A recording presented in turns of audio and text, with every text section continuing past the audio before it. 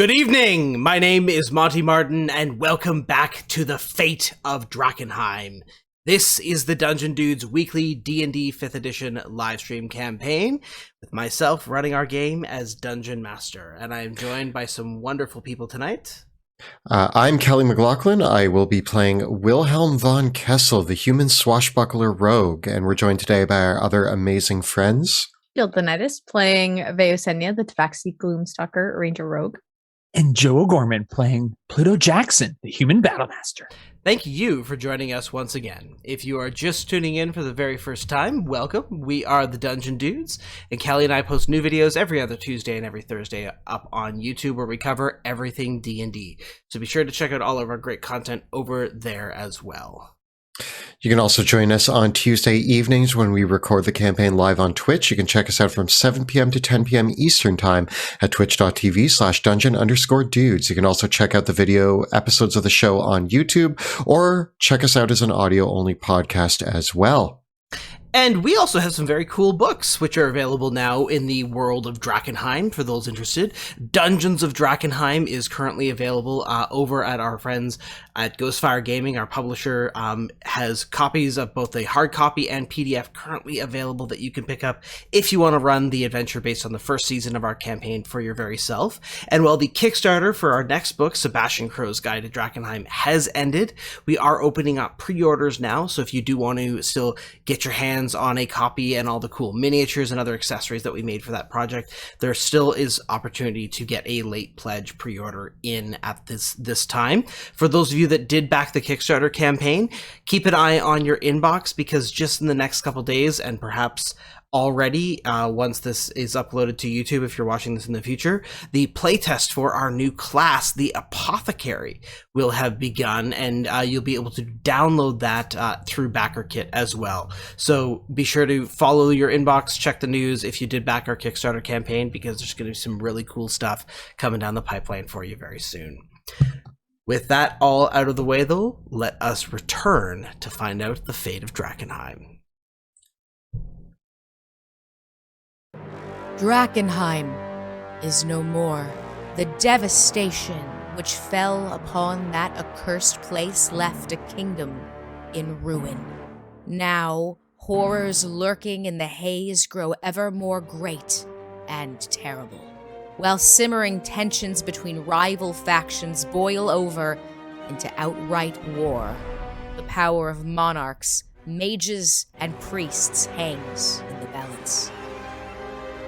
6 unlikely heroes join forces to confront the coming chaos. They shall decide, once and for all, the fate of Drakkenheim.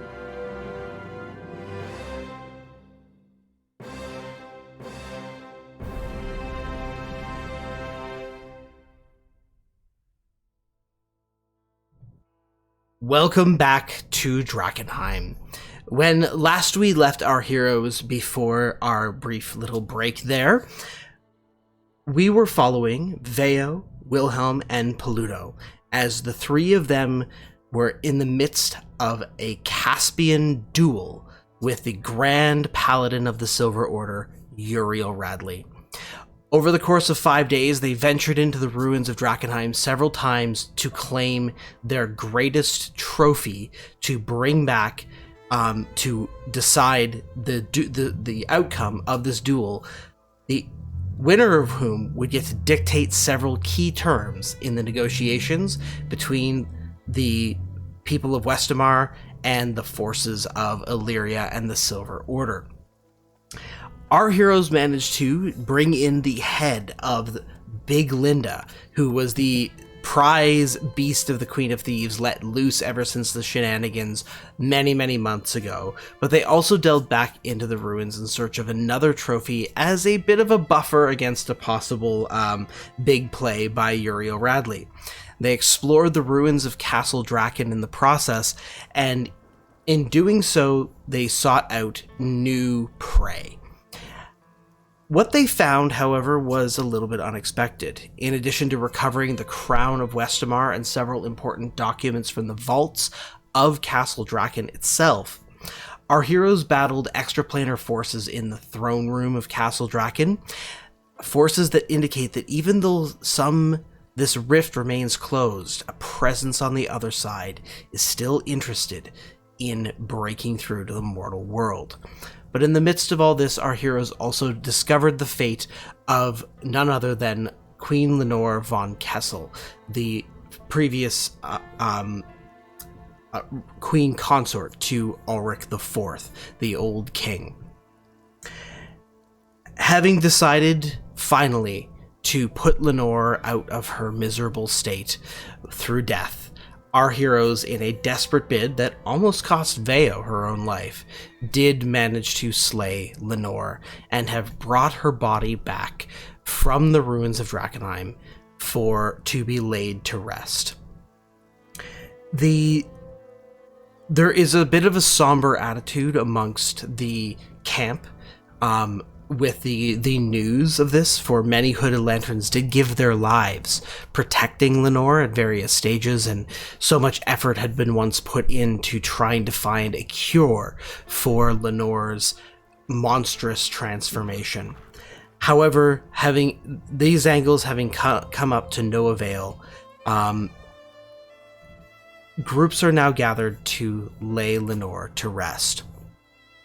As the Jones, Lenore's family, House Jones of Caspia, and indeed the monarchs of Westamar, as is tradition, cremation is the preferred method of burial for most in Westamar, and the internment of Lenore's ashes would typically be done either in Queen's Park Garden or as befits the Queens of Drakkenheim, or in the monarchical vaults of the castle itself.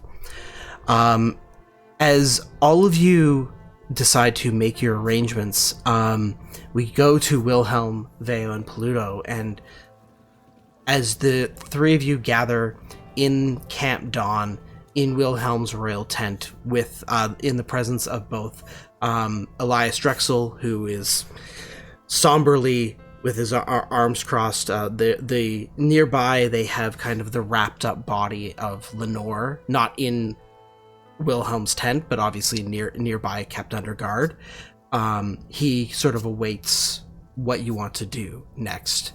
I send it over to you. I feel like it's appropriate that before we go off on any more adventures or political journeys or to meetings that we lay my aunt to rest and invite those that can make it. I imagine that this, although we would be gathering for Lenore, the Queen of Drakkenheim,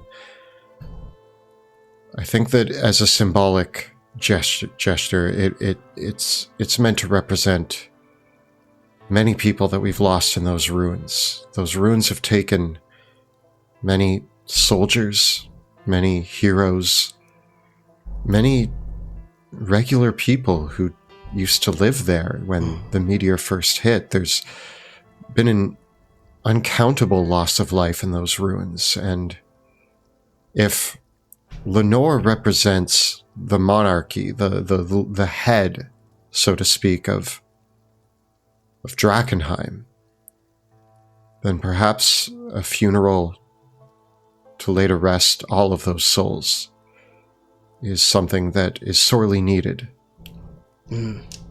Elias Drexel responds and says,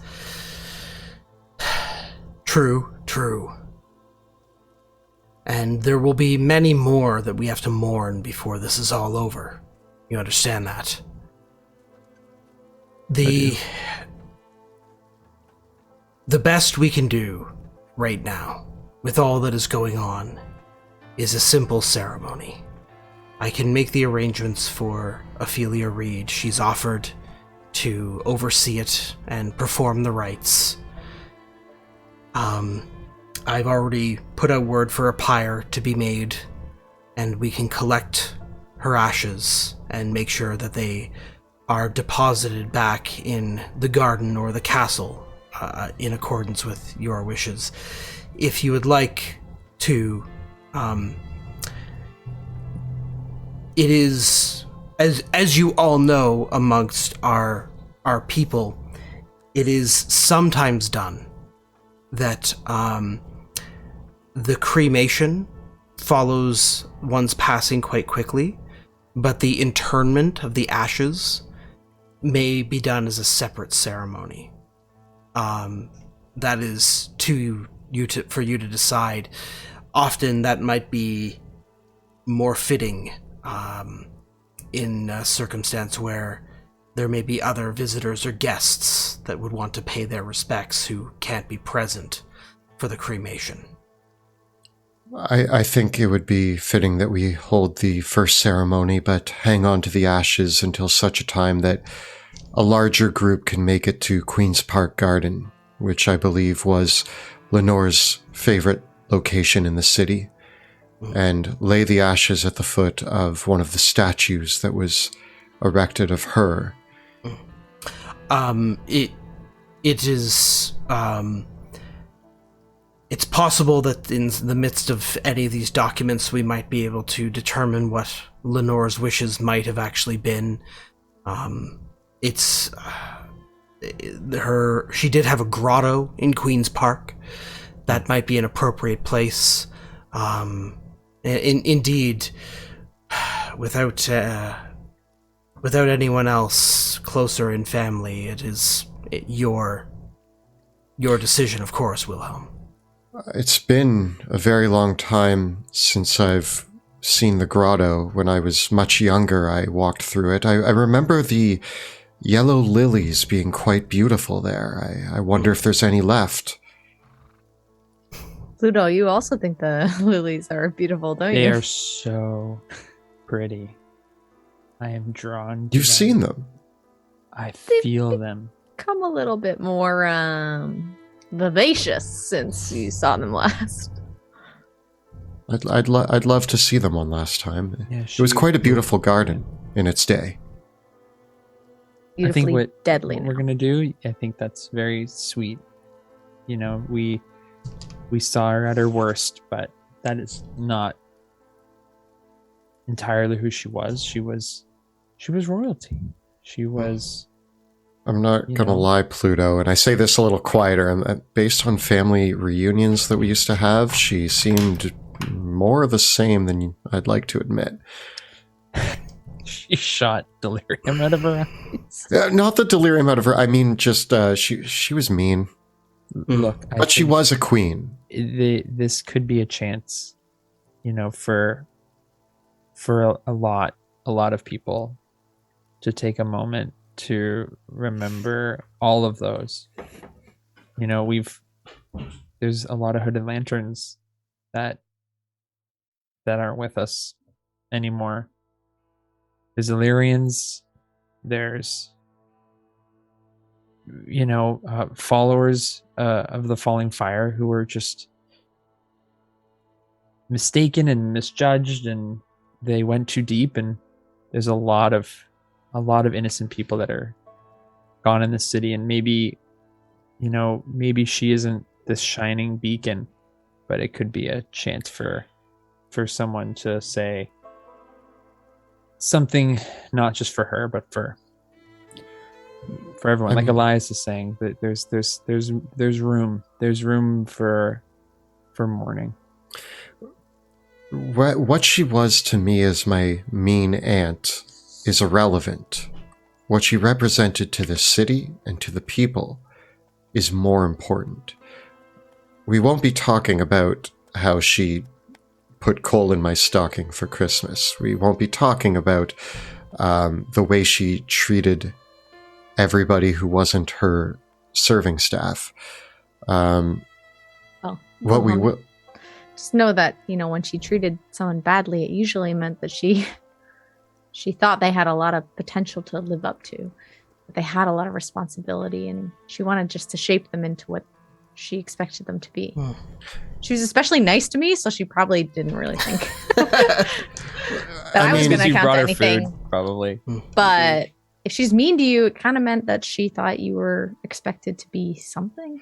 Or it might be that she didn't necessarily get along very well with my father, and I was the second child of a cousin. So I don't know what I really was to her, but regardless of any of that, family is family, and it's something that I think is very important, regardless of your relationship with them. It's my duty, and it's important that I respect and honor who she was, what she represents, and not just for me, but for Westamar. Dude. Very well. I understand that Ophelia Reed is making some arrangements around the central pyre, and we will have the ceremony at sunset. With that, if there's anything else that I can do to be of service in the meantime, please let me know. Ophelia Reed will handle the rest from here. One thing is you could perhaps send a message to the Jones family in Caspia and let them know about the ceremony, and that at a time that is convenient for them, anybody that they wish to come to take part in the spreading of the ashes in Queen's Park Garden is welcome to make the trip down, and we will wait for members of our family before we do that part of the ceremony. Very well. As Elias Drexel turns to go, one of the lookouts from the hooded lanterns rushes up to the command tent and says, Lord Commander Vale. Yes. Yes, sir, ma'am. Lord, the guards have arrested a man who's been snooping around the edges of the perimeter. Snooping. Like, what does he look like? What's a name? He was yelling something about didn't we know who he was and that he had a very important message, but he's been acting very rude and very indignant. So we beat him and we've thrown him in the brig. That'll teach him. Good job. That'll learn him some manners. Regardless of who this is, you don't take any beef from anyone who's being rude. I've taught you well.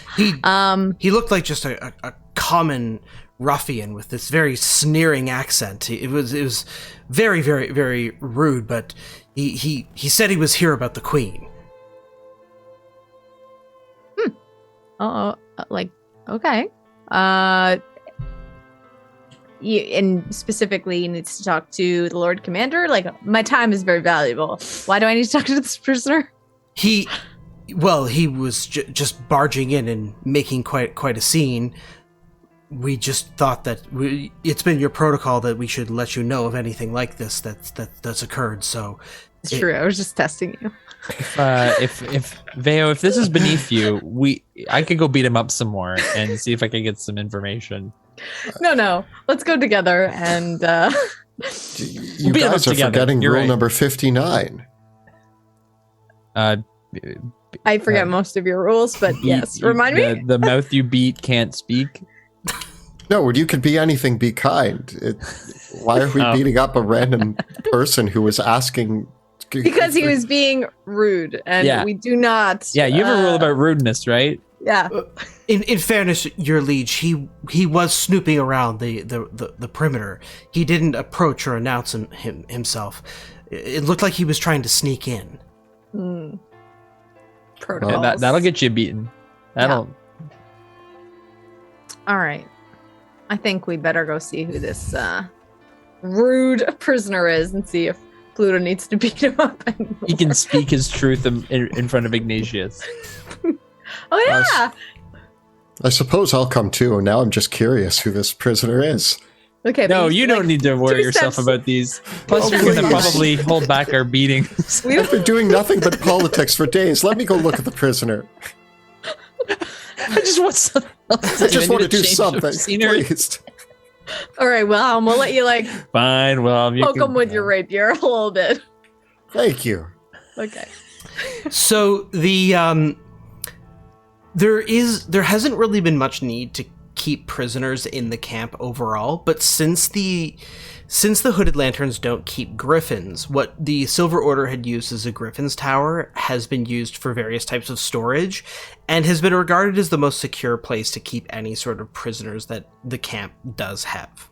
So you head up to the tower of that was once the Griffin's Tower of Camp Dawn, and there are several guards posted about, and you can hear a voice sneering, "When I get out of this, you are gonna get it. Don't you know who I am? Like, when they know, they're gonna know who I am as soon as they do, and you're just gonna be out of the job. You'll be lucky if you keep your head after all this, buddy." And I Oh, walk no. in and I say, "Yeah, don't you know who he is?" And I look at my guards. Like I expect them to know. The 2 Hooded Lantern soldiers, they turn around, and one of them, she says, "He's been very rude and has been insisting and hasn't shut up since he got here. My apologies, Lord Commander. I was considering cutting out his tongue." Yeah, I mean, rudeness does often require punishment, but you know what? Excuse his rudeness. He was We gonna. do know She was him. gonna cut my tongue off after I traveled halfway across the continent to be here on very, very important business. I have been running for days and days and days to get back here, and then not did I get back into my favorite digs, and not even did I get to sit down and have myself a little bit of gin, then I get told that I have to come here. And I'm just trying to, don't shoot the messenger, right? Like, and the guard punches him in the stomach, and he groans. I say, enough violence against. We will treat him with respect, and I mean, to be honest, cutting off his tongue probably wouldn't stop him from saying what he needs to say, so it'd be futile. If I may, guards, did he have any gold on him? Well, yes, he did. He had this. These are the weapons that he had with him, and he did have a coin purse with him as well, too. In fact, I'll take that coin purse, please. It is your coin purse. Well, technically, I think we actually gave the money back to Sebastian. Yeah. But we don't know that yet. Yeah. So, but Wilhelm doesn't know that. So Wilhelm's taking the coin purse. And yeah, it might be my coin purse, but with different gold in it. Yeah. But how much is in it? About 300 gold pieces in There you various go. coins. Perfect. Blackjack Mel, consider this interest for stealing from the king. What's the punishment for stealing from a potential king? Usually cut off, death, something in probably between those execution. things. Yeah. Yeah. At the very least, in Westamar, the punishment for robbery would escalate anywhere from banishment to branding to see, this is the thing. Westamar is not really a nation that has prisons. There's jails and dungeons for keeping prisoners on a temporary basis, but the judicial system in Westamar is more or less based on various forms of torture and punishment that escalate anywhere. And strictly speaking, most thieves will have their hands, one or both of their hands, amputated. Mhm. I think I'm like purposely being coy in the way I'm like, I want him to think that we're like, I'm kind of dangling the idea of execution in front of him. No. Please.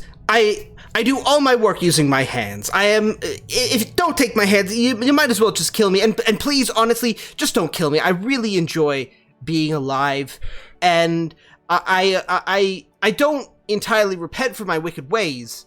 It's my upbringing, you know. I had a terrible relationship with my father. I lacked good parental guidance. I am not in any way accountable or in control for any of my actions.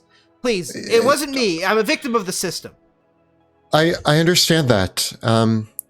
So, I mean, public hanging might be... You know, the executioner is still around. We could just tie your arms and legs together and toss you into Slaughterstone Square. Listen. I have been sent here as a very important dignitary to assure you that, to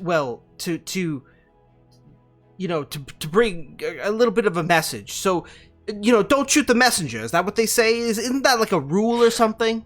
I'm not shooting you because you're a messenger. I'm going to shoot you for other reasons, but I'll give the floor back to the So Lord you're just going to Commander. convince a potentially innocent man without any evidence whatsoever. This is the kind of thing that happens when you have a monarchy. I mean, this is just... It is... You stole my gold, and we caught you red-handed. Did I steal your gold, or did I just take back what you took through taxes? I mean, taxation is theft. I don't know why I'm arguing. During this argument, unsheath Ignatius. Silence! No. I mean, that sword, it slices and it cauterizes the wounds both at the same time. Please don't. Blackjack Mel, you will obey the truth that is this sword that brings the light. Tell us your reasons for being here. And mind you, be truthful, or we will probably beat you up more. I'm here. I can't lie? What is that? This is the worst thing ever. It's like taking a fish out of water. Yes, well, you are that fish out of water, and if you want to go back into the ocean, you'll tell us while you're here.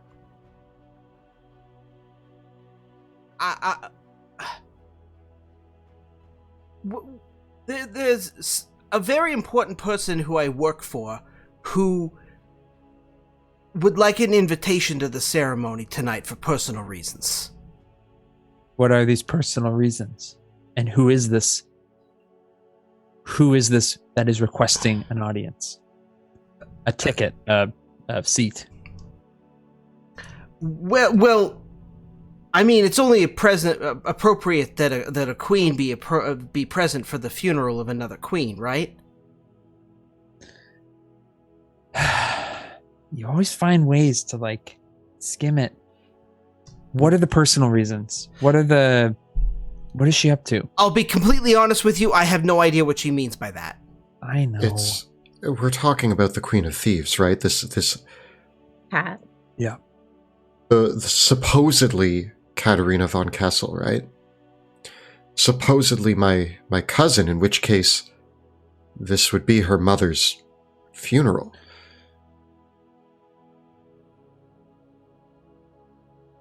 The thing is that, to be honest, she could show up without being invited, and we would have no idea. Mm-hmm. So the fact that she's requesting it tells me maybe there's less layers to it. Maybe this is this like an honest, did she have a great relationship? Where's Sebastian?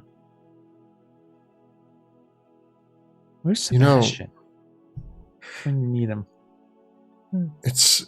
I have very little run-ins with the supposed Queen of Thieves. The only information I've really been given is that she's maniacal and evil and has plans all over the place, but also that apparently, according to rumor, she's of blood relation to me. And so that is something worth considering, and I do have a rule that The devil you know is better than the devil you don't. If she is notorious for coming uninvited to places, perhaps we can control the situation better if she's offering to play by the rules with us. But why would she need an invitation if she could just show up in the crowd to actually mourn, to actually be there for the reasons she wants? No, she wants us to know. She wants to be center of attention. She wants it to be very visible that she's there. She has every right to be there. It's her mother. I truly have been tricked and defeated by her so many times, yet something just feels so more level playing. I don't know why. Why do I feel inclined to attempt? I mean, I'm at a loss here. You two are going to have to tell me how dangerous of a situation this is. The stories I've heard about her, she was cunning and crafty as a kid. But she was just my cousin, and we got along relatively okay. The stories that I hear now, I mean, in a weird, twisted way, they kind of line up with who Katarina was, but we're related. I can't... It's an opportunity for me to make the call myself. I've never met this apparent Queen of Thieves, and I won't lie, I have kind of been hoping to meet a living, non-monstrous family member for over a decade in hopes. How can you say she's not monstrous? I don't know her. She has done so many monstrous things for this city, at the city, to this city, without caring. If she really cared about Lenore, she would have tried to do something when we found her in the ruins. She hasn't attempted anything to try to save her. Not that we've seen. And listen, she could show up, she could do the thing. Why is she requesting an official invitation to this? She could just show up. No, what she wants is a spotlight. What she wants is to, by asking for an invitation, is that not showing respect? I don't trust it. I'm only working from my knowledge here. All I've ever seen is her twist something that we're doing into something for her. I don't trust it. If she shows up here, we could have an entire regiment of guards. We could take all of her belongings from her. Is this enough, or is this not enough? She's so slippery. Even having a regiment of guards wouldn't necessarily. That's the thing. I think, Veo, I understand your hesitation. Yet, you know, the fact that she's sent Mel and she's asking, it feels very formal. And maybe it is her opportunity. This could be that, you know, that place of truce, and the you know, we fight our battles out there, but when it comes to the mourning, everyone is welcome to clear their dead and their wounded. The funeral could be it's meant to be neutral ground. You would have to be some sort of evil to pull some sort of trick at your own mother's funeral. Yeah, he's right. We shouldn't trust her. No, See, you get what I'm going for, Pluto. I know. Listen, I think if we officially invite her, fine. I am skeptical. Know that is where I'm put my piece down. I am skeptical, and I hope that I don't have to say I told you so. I hope so too, because it'll really burn. It'll really burn deep. I will either way. I'm going to learn a new lesson. A new experience often leads to new lessons. Rule number 16. And I would like to see my cousin again and see how she's fared in all of this. Perhaps this is a chance for reunion. So Perhaps- is that a yes? Yes, it's a yes, Mel. It's a yes. She's All right. invited. No, yes. Mel- She has to stand to the side. She may attend. There is one other issue, Mel. You are still under arrest for robbing the King of Westmar. Well, I mean, that's I'll show up at my scheduled court date, I promise. We don't have a court. You can inform us where where Katarina is, and we can send one of our messengers to invite her, but I think it's safer if we keep you here. Wilhelm, when did he rob you? That was a while back when we were coming through town. On our way to my hometown, on the way to Kesselholm, we stopped in on the outskirts of Drakkenheim, and suddenly my coin purse was gone, and this fellow right here was seen at the scene of the crime.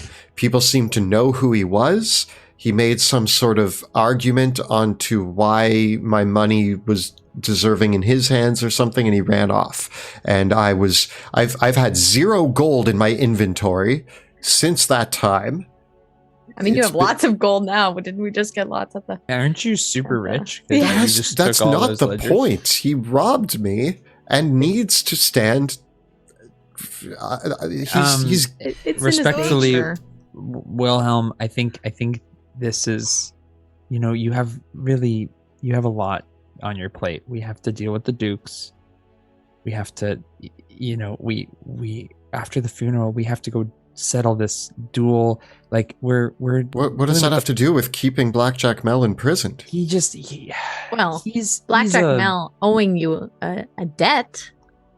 That could Right, be Mel? helpful. You got your gold back already. We're even as far as I'm concerned. Even we keep him in prison, and we have a bargaining chip against this alleged Queen of Thieves. We have her right hand imprisoned. I mean, That's leverage. I mean, if you think that I'm a bargaining chip against the Queen of Thieves, you should never play poker in your life. Aren't you her right hand? I mean, I'm a very important individual. That's not to say anything of that, but I'm just saying, as far as if I'm the only card you're holding against the Queen of Thieves, I think you better fold this one, boss.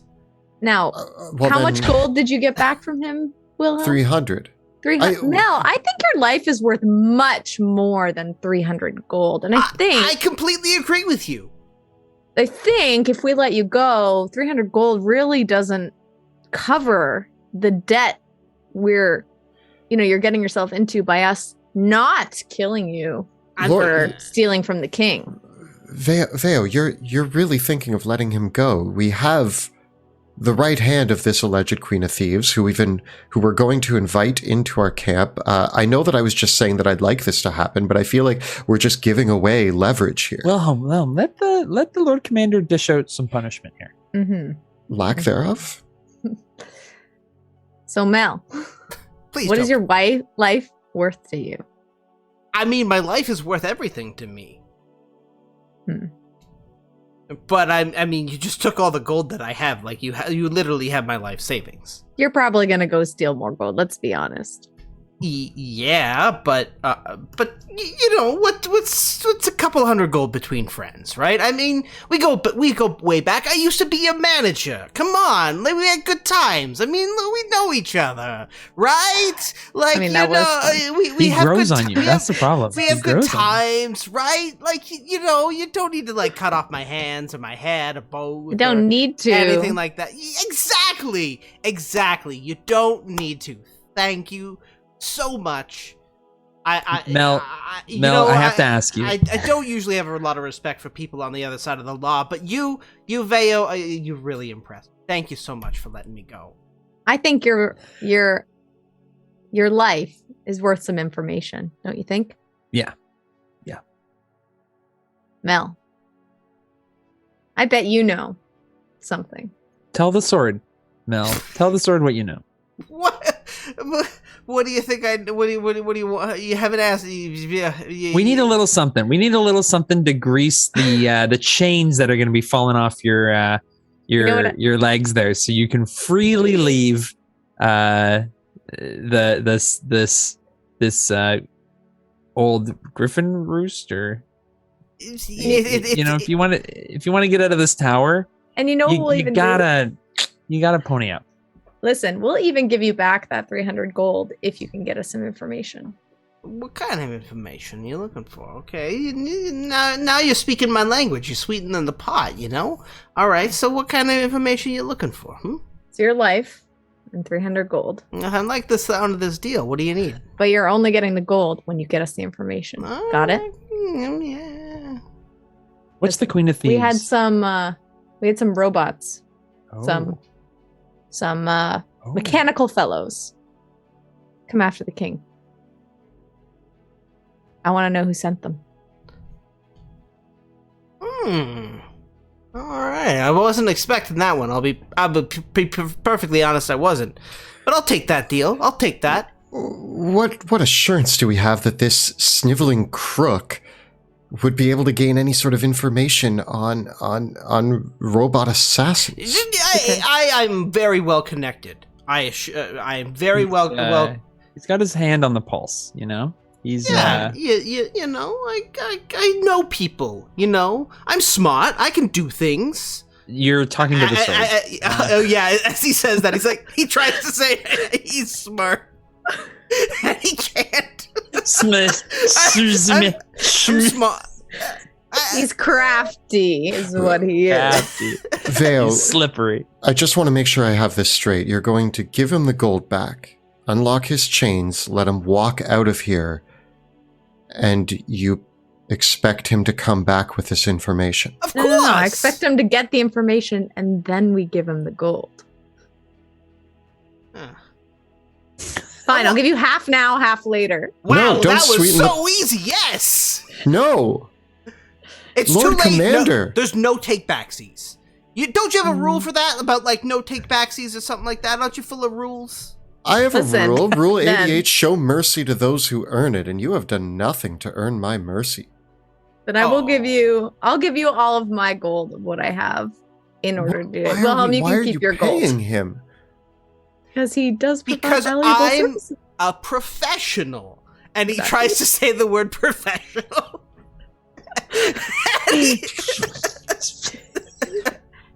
He's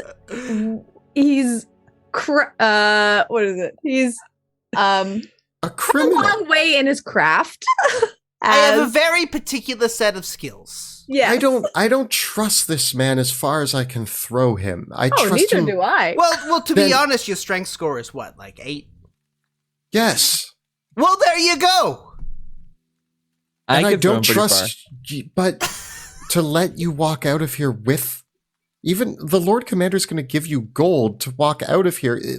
He's not coming back with any information. He's just going to leave with the gold. Wilhelm, this is why we didn't want you to come. This is part of the royal process. You have to delegate these tools and these features, and honestly, you're undermining Veo in front of the criminal.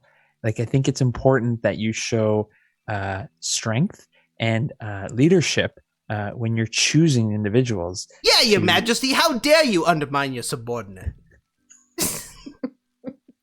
I'm just saying that this, let Veo work. I think she's onto something.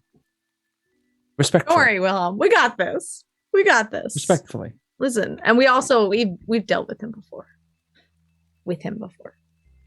Yeah. We made you a lot of money. We did make. I'm pretty sure we made you some good coin, anyways, back in the day. Oh, I mean, unfortunately, I don't really have a good recollection of what I spent all that money on. I'm sure it was probably a good idea at the time. All right, so then. What do you say? I'm free to go, and you're going to give me 150 gold to get you some information, then 150 more when I come back with it. Sounds great to me. All right. When are you going to come see us? Well, I mean, getting information takes time. You can't, what was that thing? You got to be patient when the bread rises. You know, what is that phrase? I don't know. It doesn't matter. But anyways, good information takes time. You know? I could come back to you tomorrow, but I'm not going to have any information for you. I could come back to you in 2 weeks. And who knows? I might have good information for you. I might have better. When you have that information, send a letter to one of the soldiers in Thieves' Cant. All right. Sounds good to me. All right. And I open up now, the gate. I got one other order of business, though. I'm supposed to let my boss know, like, the deal. Like, you know, what she gonna expect when she comes to this thing tonight? I think it should be, it's formal, and you know, we're not in it for any tricks. We're not in it for any. We're not looking for a fight. This is just a place to pay your respect. All right. Will she abide? I mean, she'll abide, but I mean, it sounds pretty generous. I suppose. She will come unarmed and alone to where are the gates? The north, south, east? Yeah, if we're looking at Camp Dawn specifically, I think I have the map of it on. Yeah, so if we're looking at Camp Dawn specifically, then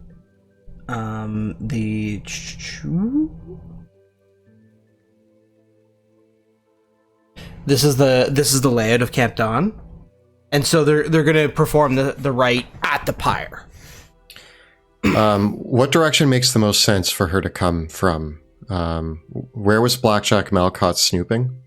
Blackjack Mel was caught snooping around the south, the southwest. All right. She will come to the south gate, unarmed and alone.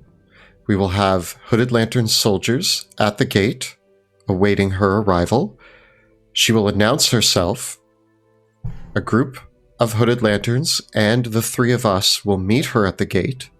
We will check her for any concealed weapons or anything of that sort. She will answer some questions for us within the truth created by Ignatius. Then she will be allowed to attend the funeral. If she would like to say a few words, she may. She can pay her respects. Then she will be escorted after the funeral has completed to the south gate, and she can depart from there. Sounds good to me.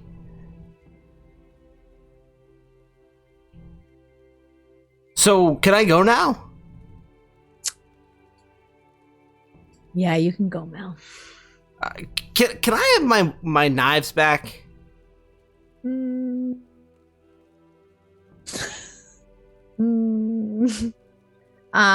Someone will escort you to the end of the encampment and give them back to you. All right. Sounds good. Mel, just remember how generous we've been today. Oh, I will. Too generous. Too generous. But you know what? We expect good information in return. Don't worry. If it's any consolation, the sucker's born every minute. Not a consolation. That's not Mel! Mel? All right. And with that, the Hooded Lanterns, they collect. They go to a nearby chest that's filled with like contraband and stuff like that, and produce a couple daggers, and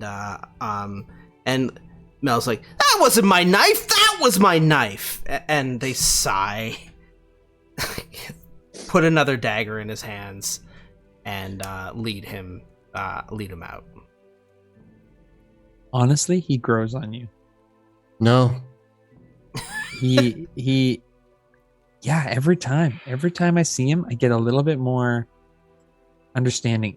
Pluto, Feo, I'm terribly sorry, but I am not excited for Look. when I have to say I told you so about Blackjack Mel. Veo's right. He's gonna get you some good info. Listen, We need to figure out He who's is after. going to backstab us the first instance he gets. I do not trust him. He is a liar. He is a thief.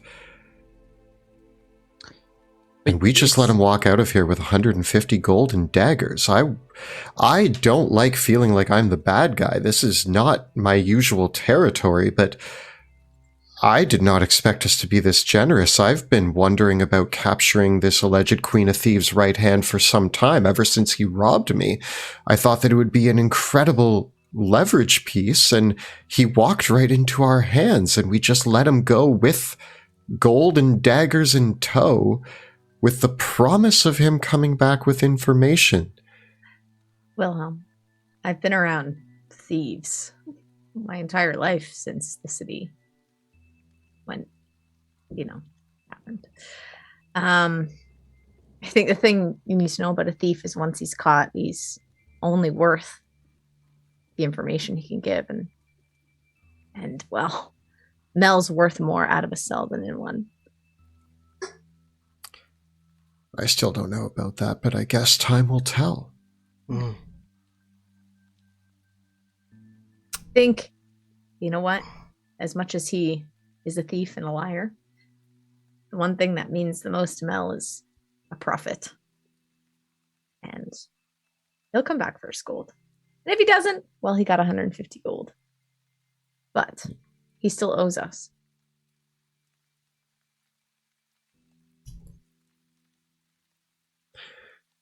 Well,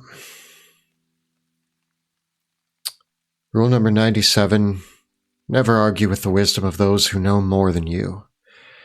You two know Blackjack Mel more than I.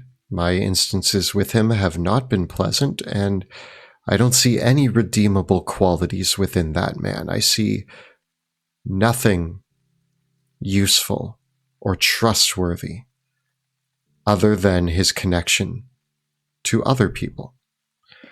Wilhelm, just because someone is irredeemable doesn't mean they're not unworthy Not useful. and not useful. I feel like we were a tad generous and we could have leveraged more out of him. Well, But we have to prepare. We know the queen is coming. The Queen of Thieves, of course.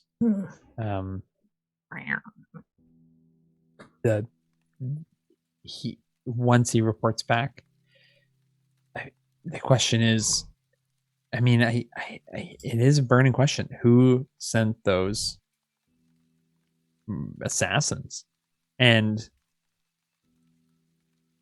I never thought of it, Bear. You're right. We need to figure out who your enemies are. I know you have a lot of them right now. I know you've made some choices that a lot of people don't really agree with, and we need to get out in front of these because, it's the Queen of Thieves. We can, at least we can predict, like, she's not out to kill you as far as we know. But if these other people, we have no idea what they're capable of or what they're after or what their interests are. And we've been taken by surprise already. And I think if we're going to continue to protect you, we need to take some chances. We need to take some risks. And I think the Blackjack Mel risk may pay off, and we might need to do more because we don't know what else is out there. Well, at this point, we'll just hope that Blackjack Mel is a man of his word. And yeah, you have to expect him not to be. I do. That's why we have old Ignatius here. And Veo, I know that we're inviting this my cousin, the alleged Queen of Thieves, into our midst tonight. If it's okay with you, if you think something's a trap, it probably is. So I would suggest that we have archers in every tower during the ceremony.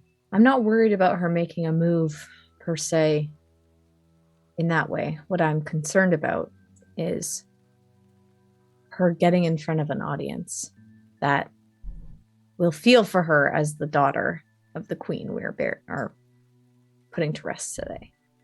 What move she'll try to make in front of the soldiers and the people who are loyal to the crown and that family. She's mage-born. There's no claim that she has to the throne. She is persuasive, Wilhelm. And she, in front of a crowd, can do a lot more damage than swords and arrows. Do you think it's a mistake to invite her here? I don't know. We'll see, but I guess with this knows? entire situation, we'll see. We'll see if Blackjack Mel keeps up to his word. We'll see if the Queen of Thieves betrays us. We'll see if she makes a play. I'm uneasy about all of this. But hopefully the focus will stay on Lenore, as it should be. As it should be. Ophelia Reed and the other Flamekeepers do the work preparing Lenore's body for cremation. And it is not too long after Mel leaves that a peddler shows up at the gates of the compound. It's a lone figure in a brown cape, a hood drawn up, and they have a little peddler's wagon with a few baskets with them. And the guards placed around the around the south gate say they deliver the message to you, Veo, that the guest is here. Well, we should go greet them.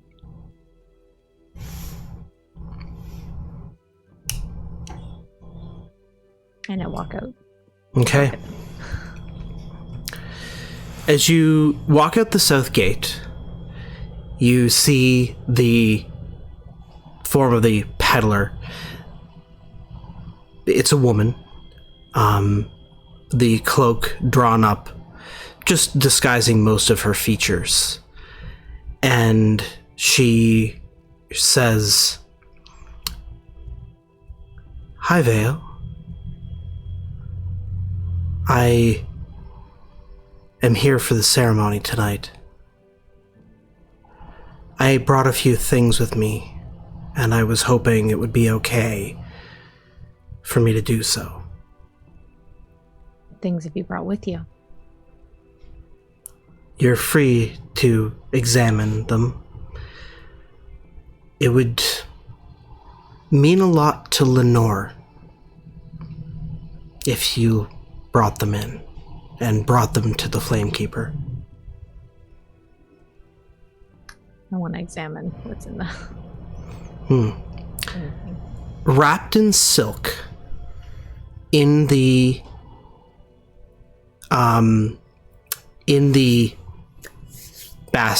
one of the baskets is an immaculate black masquerade gown with a porcelain mask, like with a plume of feathers, with silver and golden trim.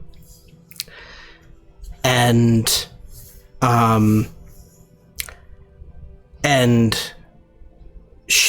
and as you look at the dress inside, the figure says to you, I remember how much my mother lived for the masquerades in Castle Draken. And I think that this was her favorite gown.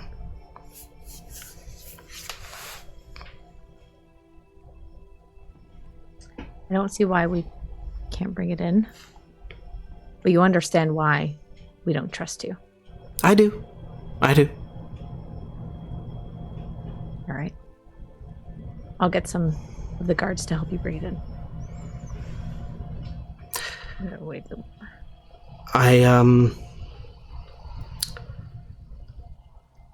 I also have something for my cousin. But it can wait till after the ceremony. Is it also in the trunk? Mm-hmm. Wagon? Yes. It's locked. You can take it, but only I can open the box. Okay. I'm going to put it not around everybody else, please. That's fine. Perhaps we'll want to check that for traps. I don't have anything else with me. You don't have to worry. I haven't brought any weapons, no tricks, nothing else. Can I approach just a little bit closer? I want to make out her features. Like, do I recognize her? As you approach, she says, you can see her face, her cloak is still drawn up, but you still recognize that precocious young woman that you knew growing up. I mean, probably the last time that you saw her, she would have been maybe 12. Like, you hadn't seen her even years before the meteor fell, right? But yeah, you recognize her. She's grown up a lot. She's not the weird-looking youngster that she was all those years ago. But you do recognize her face. She's quite pale. I walk up to only a few inches in front of her, and I kind of stare her in the eyes for a moment. Have your dueling skills improved? Wouldn't you like to know? There's a little smile on Wilhelm's face, and he actually grabs her and hugs her. She is immediately surprised by this, but she hugs back. And she says, this is probably the worst family reunion ever. I'm sorry it's under these circumstances, Kat, but I must tell you, I've gone an entire over a decade thinking that every single member of my family was dead. And I know that we used to spar back in the day, and not much of a relationship beyond the occasional duel or family reunion, but it is so good to see another Von Kessel alive. Yeah, it is. I'm glad that there's still some family left. Thank you for letting me come to see my mother one last time.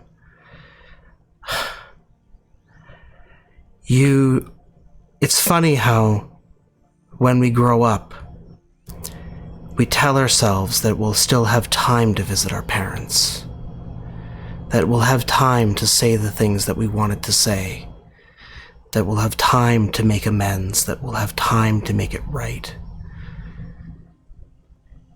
And how we let our own ambitions and our own priorities get in the way of making the time to see our parents, of making the time. And there was a moment when I thought I wouldn't have any chances again, and then it seemed like I might. And I let my ambition get in the way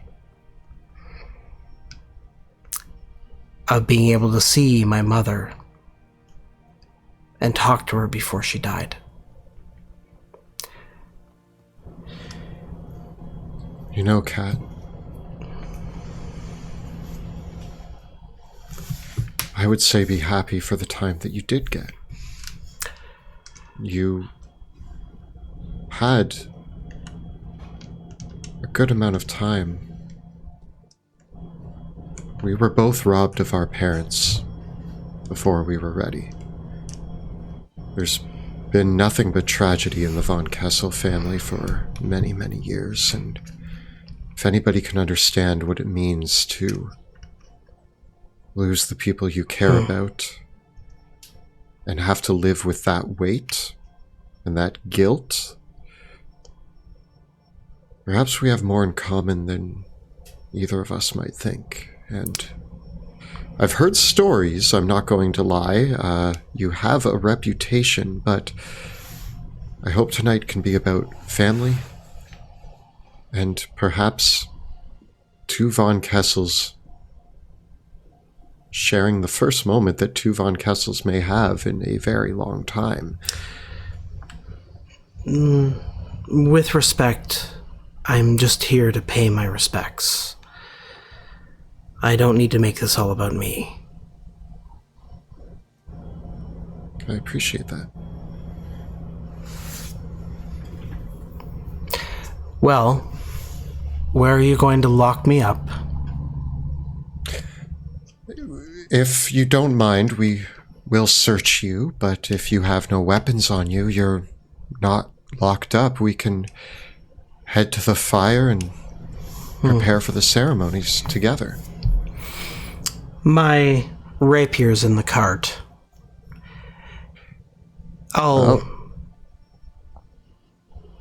You can watch that for me, Wilhelm, but no one else. Does she hand me her rapier? She gestures to it in its case. I grab it and I actually I don't pull it all the way out, but I kind of pull it out a bit just to examine the quality, the make. I want to compare swords. It's a way better sword than yours. Oh, mine's a magic elven sword. Hers is better. Hers is also a magic elven sword. So you hear me look at it, and there's a subtle, darn. And I put it back, and I try to I turn. I'm like, it's a pretty good sword. Well, actually, no. Her sword actually isn't. I'm thinking of the artwork. It is an academy fashioned rapier, with a delirium tip, with the delirium decorations embedded onto the hilt. Where who knows if she got it from the academy or if she stole it or whatever. But it's as far as you've started to see these new generations of academy forged delirium weapons, and this is as far as the work that goes into this one, it's something else. I look at her and I try to hide how cool her sword is, and I just say, it's a pretty good sword. Perhaps at some point in the future, you owe me another duel.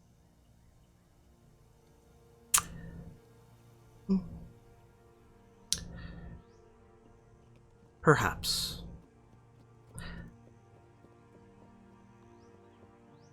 Well, shall we begin? Very well.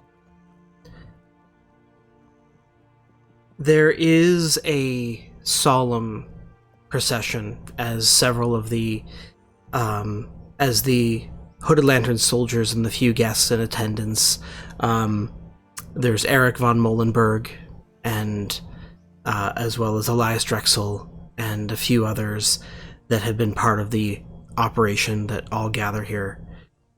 And Ophelia Reed and some of the Flamekeepers and Acolytes from Emberwood Village have come to construct the pyre for the cremation.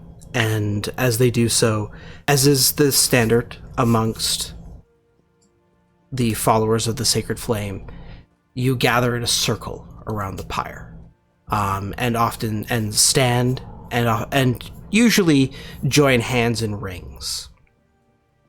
And Ophelia Reed speaks, and she says, "Now,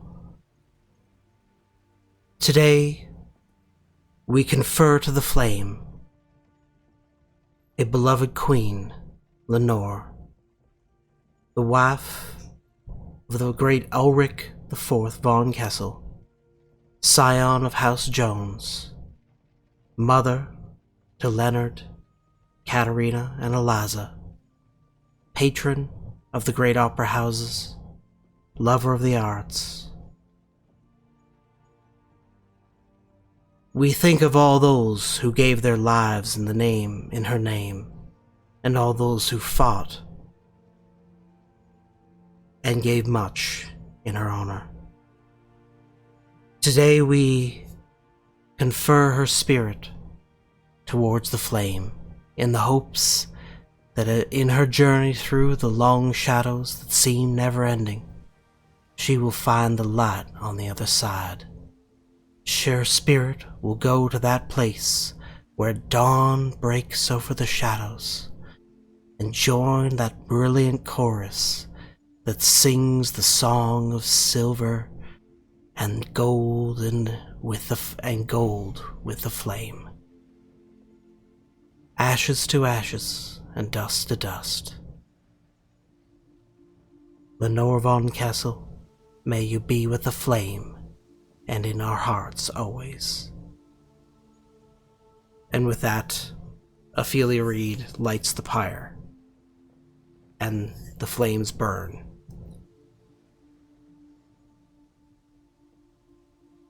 There is, I suppose, a hymn is sung, one of traditional passing, one that represents that passage.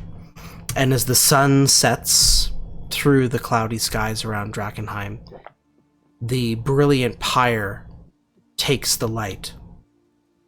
That symbol that is so core to the sacred flame, that a brilliant flame holds back the night, even the one that seems endless.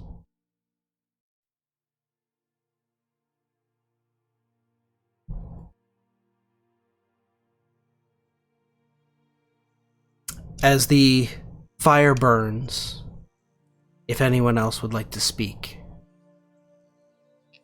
you may.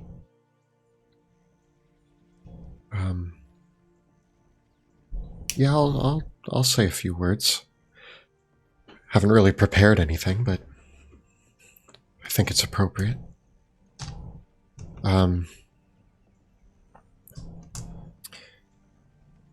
You know, Lenore was a great woman. She represented a lot in this city. Too many times have I seen this city take things away from us. Not just the von Kessel family,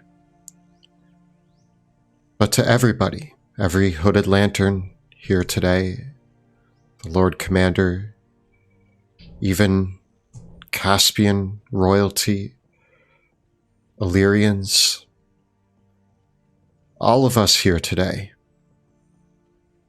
have witnessed what this city can take from us. Lenore stood as a symbol when she was alive. And in her death, she continues to be a symbol of the loss and the change that occurs in the city of Drakkenheim. For in its heart, this city has a cancer that is spreading.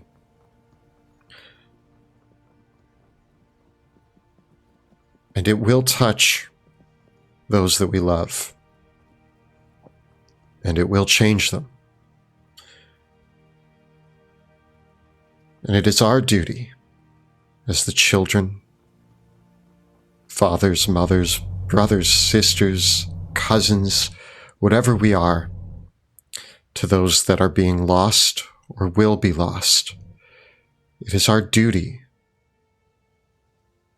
to do what we can to protect what's left.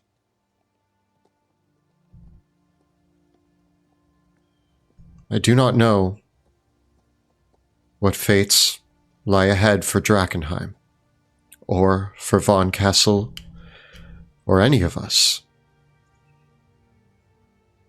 But my aunt, Queen Lenore, and the ceremony tonight will stand as a symbol. The flame that we light tonight, that will see us through this night. Hopefully we can carry in our hearts as we move forward, so that we can make it through whatever darkness is coming.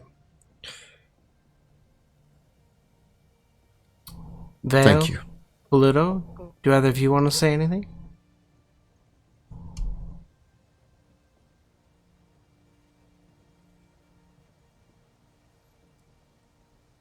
Lenore was almost family.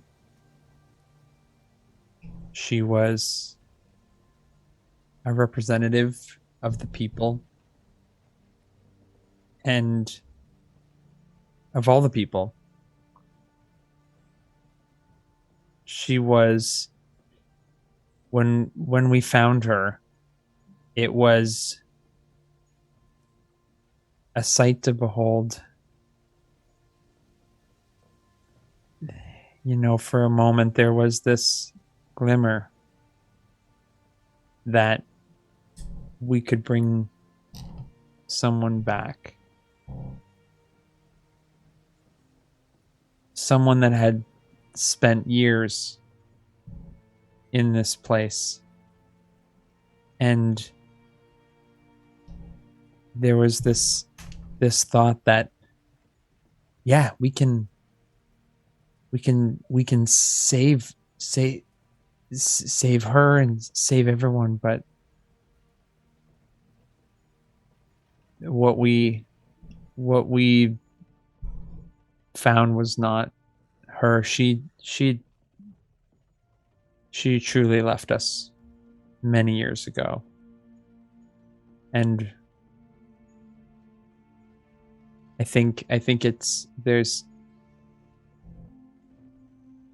what we have to do is embrace what this place is now and what it means, and it's going to be different for what we have to do, but that's beside. Today is just about mourning her loss, and not just hers, but everyone's. I think we've all lost something in this city, and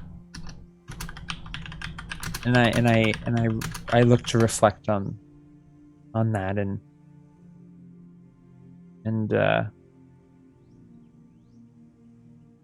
I hope she has finally found peace and she will find the light. Vale, anything you'd like to say? I think, and I speak to the lanterns, many of you feel heavy in your hearts today, knowing that our queen is being put to rest. You all have fought for her legacy, her family, and you have done a very honorable job in keeping her memory and her legacy alive. You do her a great honor of being here today and fighting for what Drakkenheim used to be. We will go forward today.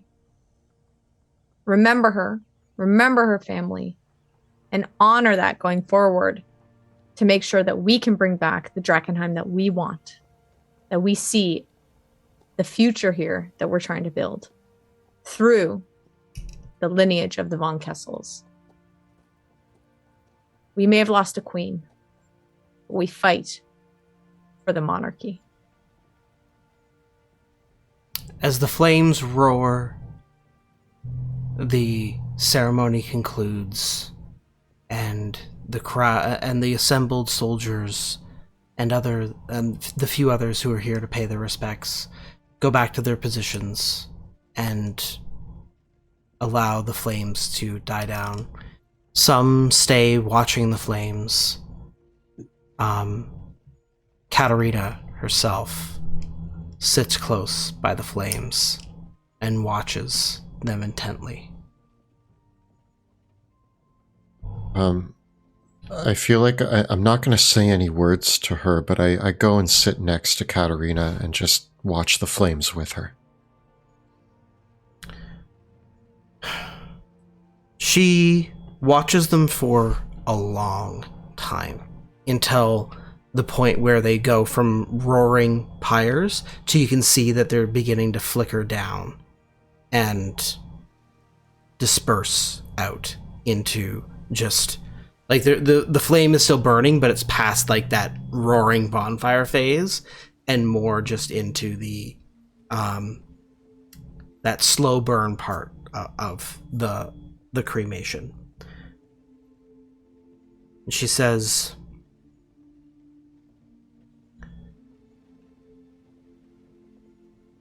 "When I was young and growing up, my mother and I did not get along at all. I wanted to do cartwheels and climb the castle walls and duel soldiers, and I wished that I could go to the fencing classes with my brother. But there was one thing that I loved about my mother, and that was the masquerades and the balls that she had, where everybody wore brilliant gowns and clothing, and behind the masks that they all wore, anybody could be anyone. Nobody knew. Everyone was just in that moment, dancing, spinning, glittering. I loved all the costumes that she would put on. And I think that she wore those masks at the masquerades maybe because sometimes the last person that she wanted to be was herself.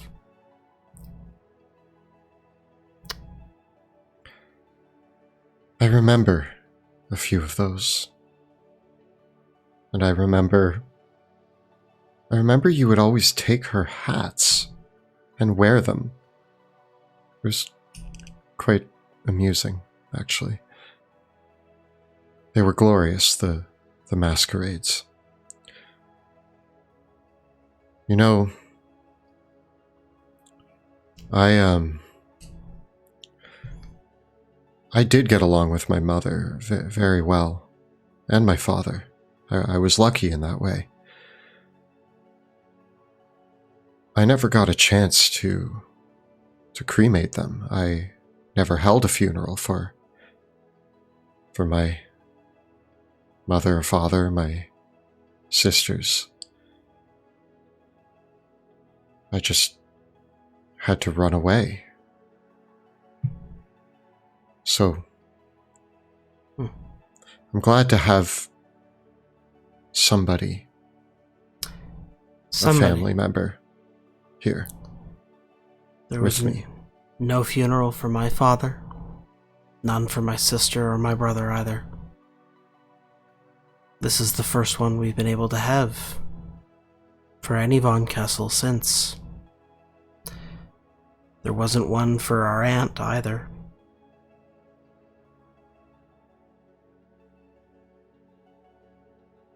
And between Cecilia. between you and me, Kat, let this be the funeral for all of them. Let this represent the goodbye that we never got to say to any of our fallen family members. We had to say goodbye a long time ago in our hearts, you know that. But I know. at least this way. Well, maybe it could have been different. Now we'll never know.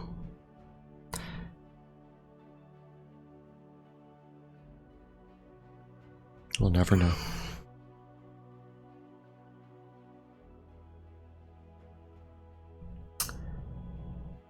How have you been?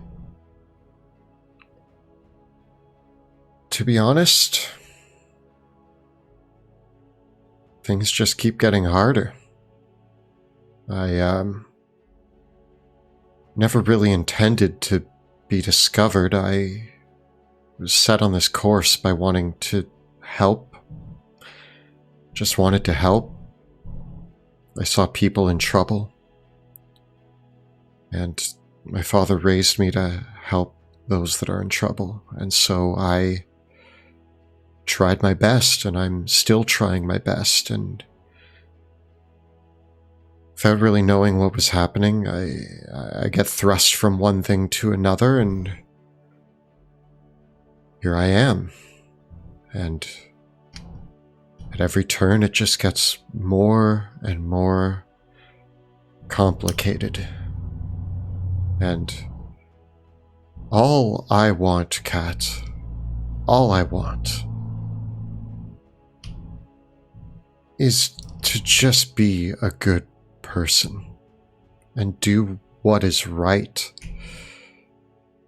and help people the way my father taught me to. I miss him, and I just hope he'd be proud of the choices I made. And sometimes it's hard. Sometimes I don't know if I'm proud of the choices I've made. All I can do is my best. But if you're asking me how I am, I'm tired but determined. I'm happy for the friends I've made and for the people I've helped, and sad for the mistakes and the losses.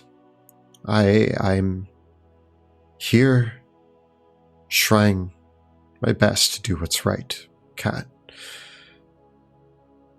And I will keep doing that. Pluto and Veo, you can see that Wilhelm is talking with Kat. What are the two of you going to do as you see this happen?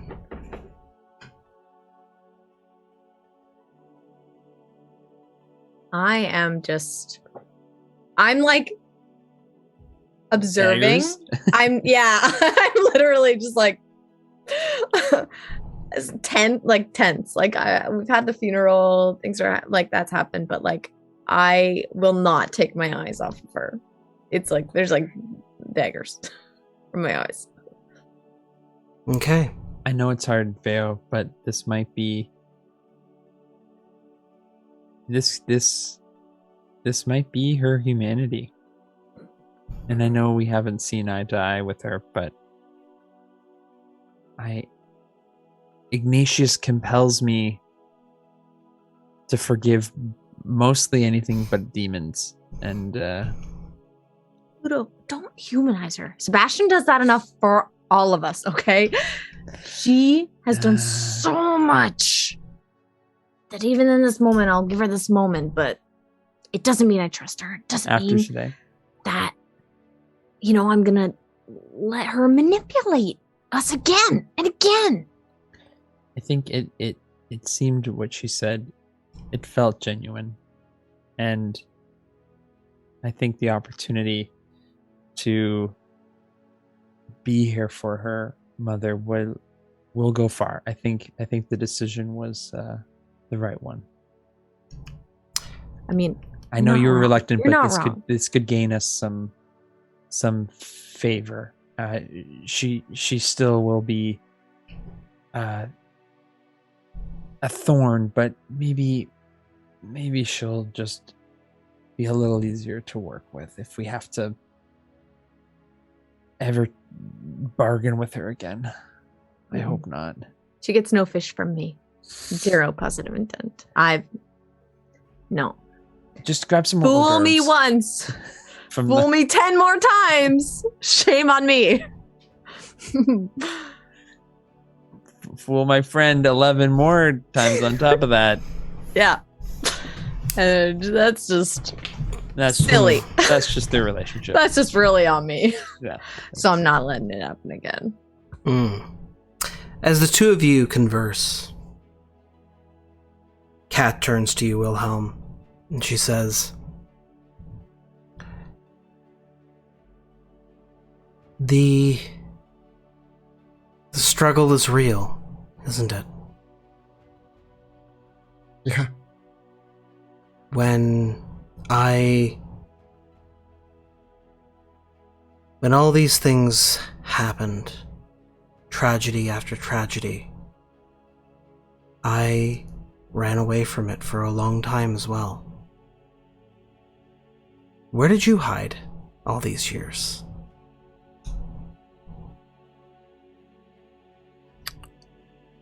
I made some friends in a small town.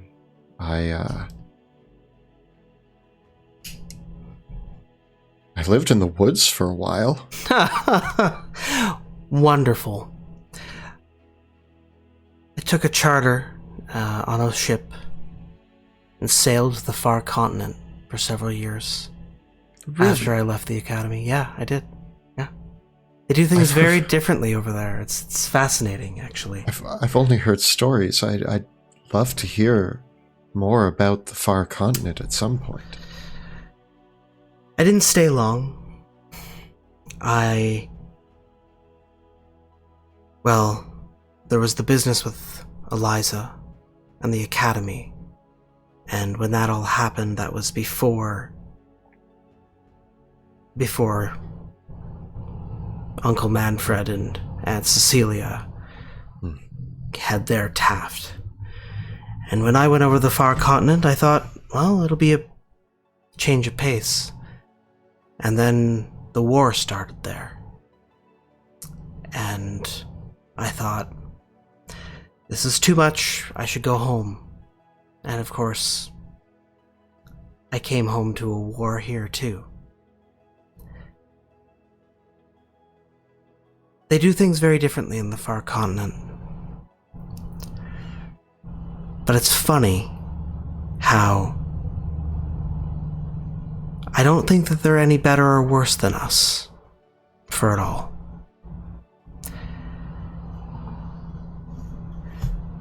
It might be good for you to go and see it sometime. But maybe give it a few more years for all the things to die down there. I'd love to see it sometime. Perhaps we can go together someday. Certainly. I have to ask, Kat. Queen of Thieves. What is that about? I won't lie, it's a bit of a interesting title to give oneself or to take. Are the stories true? In truth, only a small number of them. I mean, that's the power of a name like the Queen of Thieves, isn't it? It invites the imagination to invent a much greater threat. And perhaps to underestimate the real threat. I realize, though, that if I wanted to claim my birthright, that all the people here would think of me as a thief. Your birthright. Yes, my birthright. What's that? Well, Leonard's gone, and my father's gone, and so I am heir to the throne of Drakkenheim and Westamar. And given the ways that things have gone here, I can see that you're already laughing at me for that, but... Kat, there are many laws in place. You knew this from the time that you started to develop your magic, that you had a different path. I thought so. But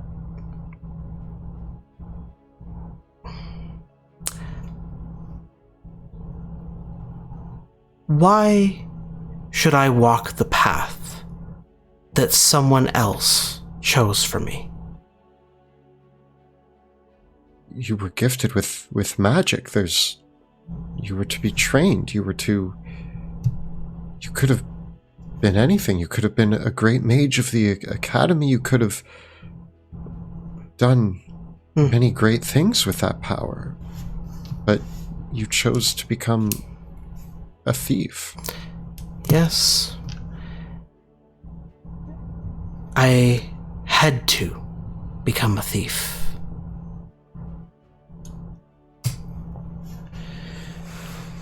What have your circumstances made you?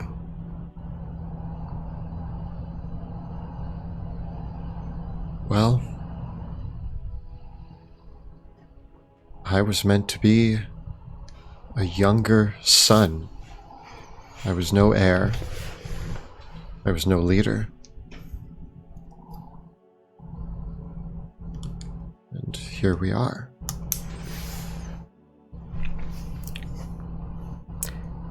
So I suppose my path that's laid out before me is very different than the one I originally anticipated. But it doesn't have to be. You can always choose the path that you want. All these things that have been put upon you, all these politics, all of these choices, all of this power. Do you want it?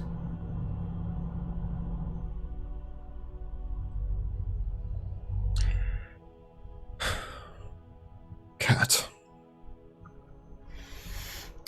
I notice the change in your voice.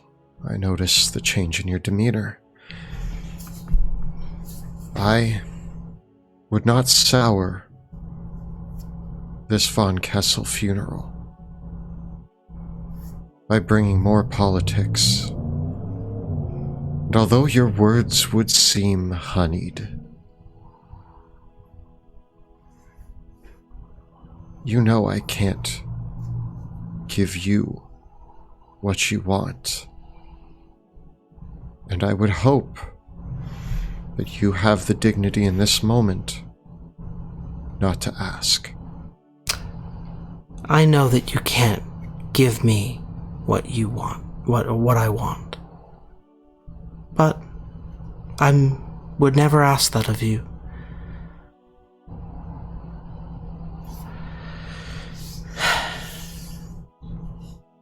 But you could give it up. All of this. Just, you want to do the right thing for everyone around you. Well, maybe give it up. Maybe it's easier if you don't. Maybe others think that it shouldn't be me, but it doesn't have to be you either. If you don't want it, give it up. We'll figure something else out.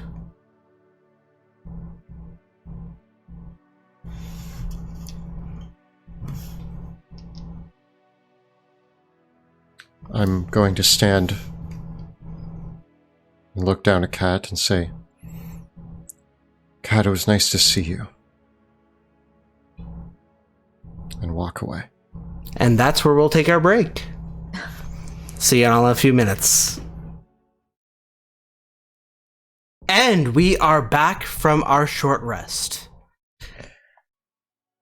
And as the embers die down over the funeral of Lenore, we tilt shift dramatically in both time and space to rejoin Rudy, Wrath, and Sebastian, who have been kicking it old school in the streets of Liberio for the past several weeks. Here in Liberio, perhaps the greatest city on the earth, our three heroes have been told to sit tight while the other arrangements have been made. A missive arrived from you shortly after your adventures with in the Enigma Ziggurat, instructing the three of you to remain in Liberio in preparation for your other companions and a great delegation to join you, accompanied with the hurried message of Sebastian, be ready to run if it goes poorly. Who knows what that means? Wow.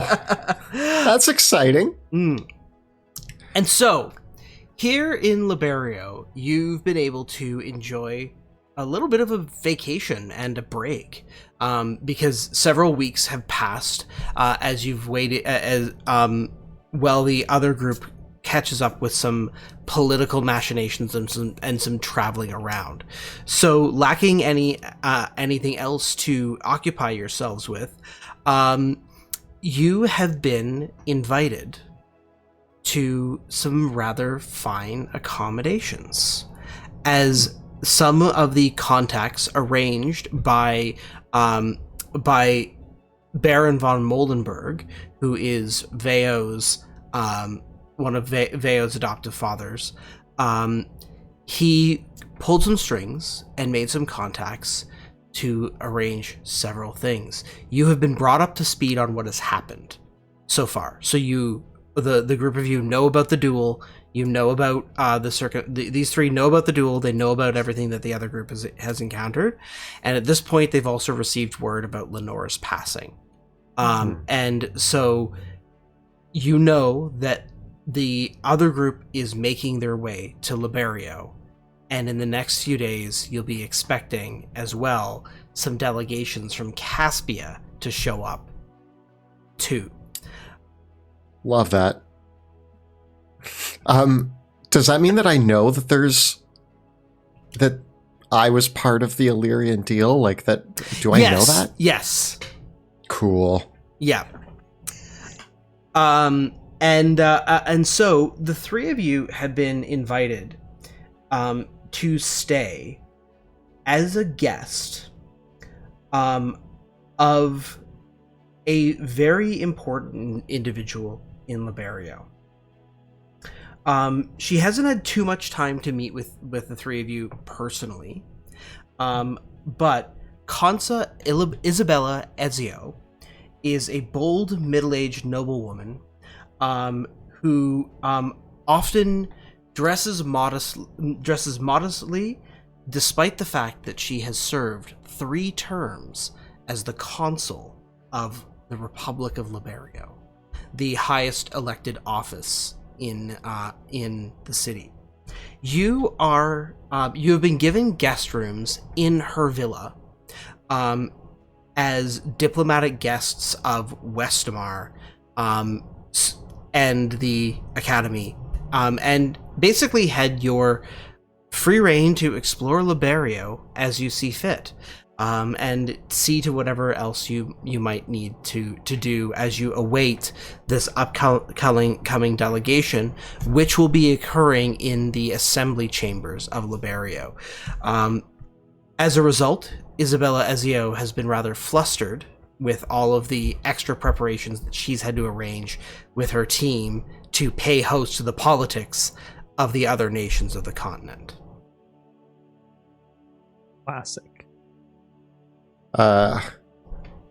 I imagine that I am sitting in a nice chair somewhere with my feet up on a desk that they probably shouldn't be up on, and I'm finishing a cup of coffee and popping a bottle of Caspian wine and pouring it into the coffee cup. Just the transition period, you know? What you can imagine is Isabella Ezio's villa is an elongated building that has its own sort of great pillared veranda and a garden with a fountain. And so, while she is not the wealthiest citizen in Liberio, part of what has allowed her to secure her position is her very down-to-earth nature with the people. And so there's kind of this balcony porch that overlooks several of the canals and gardens of Liberio, where you've been able to spend your time lounging, Sebastian, and on a cushioned recliner. And it seems like the hosts are rather annoyed because you found out about Isabella Ezio's her own wine cellar and have been gradually making your way through the vintages. Yeah. It's, this is the This life. looks expensive. Chugs it. Yeah. Guys. I walk in with like arms full of just like cheap trinkets to be like, do you think this will be enough for my grandkids and my kids to see all the cool things we've seen? Because they wouldn't even believe this place. How many kids do you have again? Like 10. No, that's not that's Plus enough for like 3, maybe fourth grandbaby's probably already here. Wow, you probably need at least 3 times more trinkets. My room is already pretty full of trinkets. I don't know how I'm gonna get them back. I don't have no bag of holding like you have one, right? Yeah. Can I borrow it? It's half filled with wine that I took from the wine cellar, but you can have the other half. Perfect. Well, It there's means I also don't a have quarter to, of it. Yeah, you know, you can get have it whatever sent space is back. in there. Perfect. All right. My grandbaby's gonna love all these trinkets. And Wrath, what have you been up to? Speaking of trinkets, Wrath has been making small little totems of Bruce, and he's been leaving them in different places, almost like the eyes of Bruce, the feelers. It's the extensions, the whiskers of Bruce. They continue to penetrate through the world. He also has come to draw like it's like this. It's almost like a graffiti, and it's like it's a little very simple picture of a cat face, and he draws that in inconspicuous places, like underneath things and like in tall places, and he tries to do it when no one's looking. Do we notice? Oh yeah, you've walked by several of them. Yeah. And sometimes he'll be standing on like a weird, like on like a balcony, like reaching out over a balcony to try to draw it on it, just trying to leave little marks. He's realizing that Bruce, there needs to be more. I need to make his presence more real in this world, and this is my tribute to him. Wrath, he's already a real cat. He's already real in the world. How can you make him more real? Rudy, this is not even what you have witnessed, what you have experienced of Bruce. This is a mere idol to him. He is so much more. And as he begins to leave his trail and have feelings and a presence in this world, he can slowly draw himself through the thin places and make his presence truly one to marvel towards. you will meet him, and he will embrace you. I hope so. I've helped him through a couple I just hope you don't events. you don't die during the embrace. I hope not either, Raph. I Just hope listen. I don't die during the embrace. I only wish to be so strong. You're already part of the academy. Please don't go starting like an alternate like cult or anything like that. Just please save that for after we deal with all this stuff. This is not a cult. No. This is much more organized. This is I love it. This is a devotion. I'm sure most people in cults would say that too. So just be mindful of where your head's at with this, all right? I gave him the Only mom I finger. may serve Bruce. It's a single person cult. As you're doing this, I'm ripping off pieces of like stale muffin and just tossing them towards Bruce. And just like, and I'm like, but he's such a cuddly, wuddly guy, isn't he? And I give him, weight while I give him some like neck. I'm sure the scratches, downtime, yeah, like, has.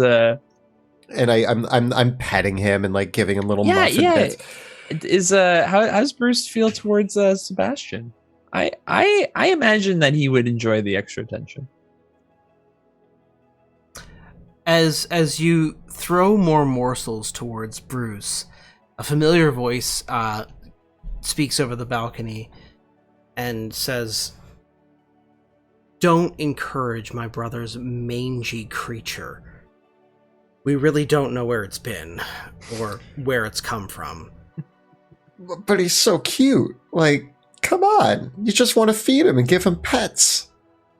"Yeah, I don't know about that," says River, as she steps out onto the balcony, clad in more formal-looking academy robes, almost as if normally you would see River in a rather restrained outfit that would be more befitting of an adventurer. But here in Liberio, where academy wizards are a very common sight and quite respected, she is wearing more traditional academy garb, like the more fuller robes that you would expect of that. And as she steps out onto the balcony, joined by Eldrick Runeweaver, the two of them say, Eldrick says, "In any case, you've been having a very easy time of it the past several weeks anyways. There's much that we need to be prepared for as the king and the high king make their way towards Liberio." Who ranks higher? Like king, high king? Is high king technically higher because of the word high, or is that just like... The way the Caspians do it is very, very complicated, because there was a time when every single one of the 6 Caspian houses wanted their title to be king, and now they go by Prince Elector. But then in the intervening period, they still have the title of High King. It's all very complicated and very simple at the same time. But suffice to say, Venus Joplin is the highest authority, the highest political authority in Caspia, and our equivalent in Westamar is Wilhelm von Kessel, and they are all making their way here for this wonderful show of bragging where your life is in the balance. That's delightful. Can you imagine? We have you don't have to imagine. I think it's happening, Sebastian. And I'm sure your friends did it without doing that lightly. I'm sure that they've got your interests at heart in this. Veo and Pluto are there. I'm 100% confident that we are fine. And if we're not fine, River Eldrick, I'm good, right? Like we have a backup plan and probably a backup plan, right? River nods. "Oh yeah, there's no chance that we were ever going to hand you over to them. But it is a little bit of a reminder.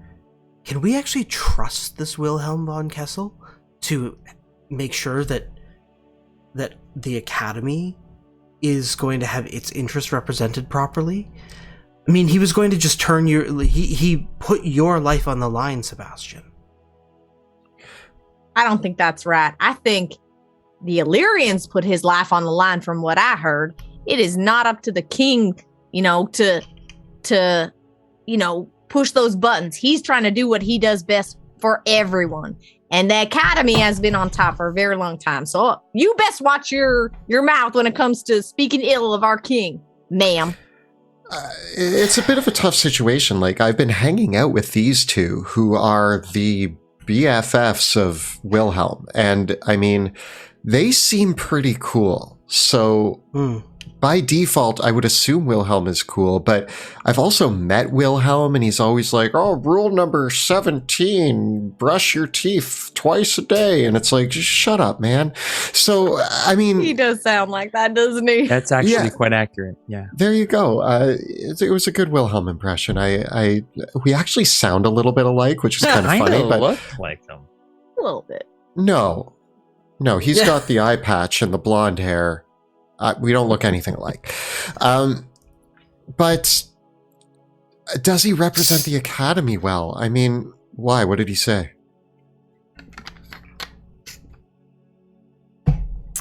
It's just concerning, that's all.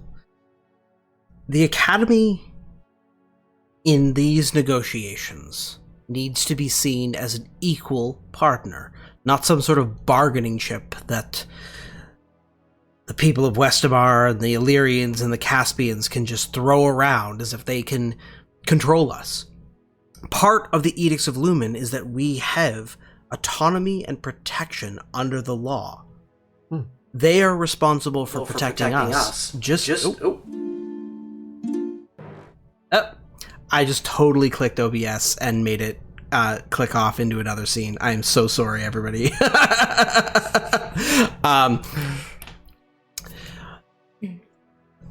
The nations of this continent have as much responsibility to the Academy as we do to them. I mean, I agree. I think there's equality needed in all the steps moving forward. But, there's also the consideration that the Academy's had their run of it for quite a long time. So maybe a little bit of, rules in place to make sure that everyone does have equal footing is very important. We are in a delicate place.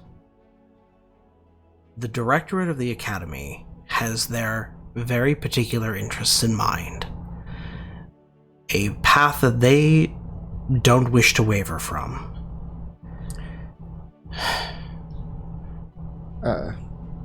Eldrick, with all due respect, I was having a good time, but now we're bringing the seriousness into this conversation, so I guess I gotta stop drinking wine. I push the bottle away. We have met one Academy director. Myself. Wrath, I assume you have met at least two, seeing as... Anyway,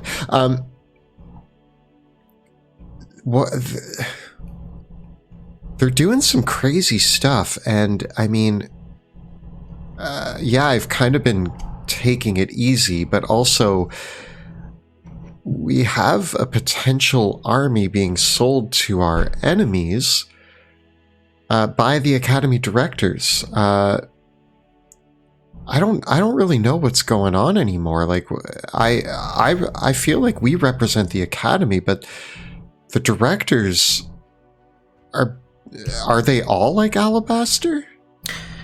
Not all of them, but... Good. Well, suffice to say that the Directorate has very particular interests, and interests that they want to make sure are protected.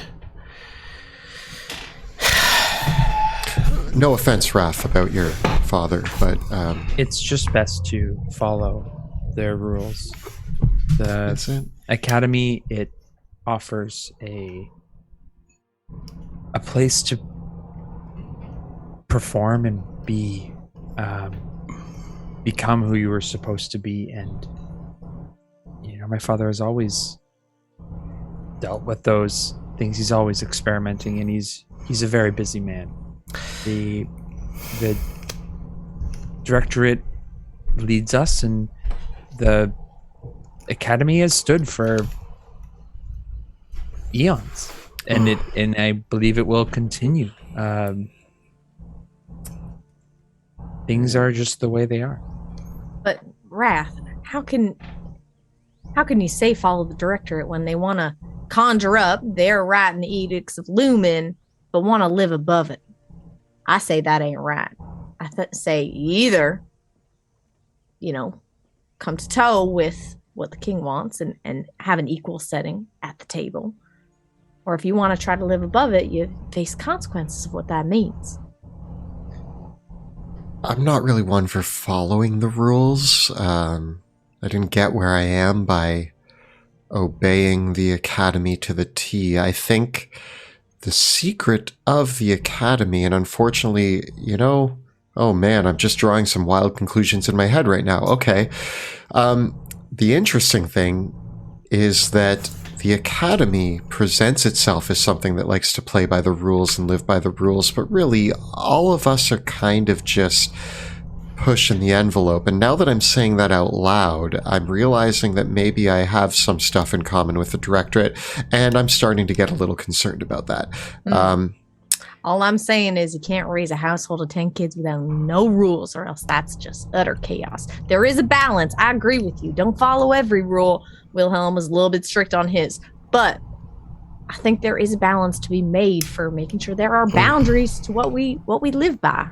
We do the best we can in the confines of our space, and the directorate is just who they are. They are those that carry the head of the academy, and we do what we can to continually to feed their obsessions and their guidance, and in return we are blessed with many rewards. What about your obsessions, Wrath? What about your obsessions? I have they respect many obsessions, them? And they do not respect. You are right.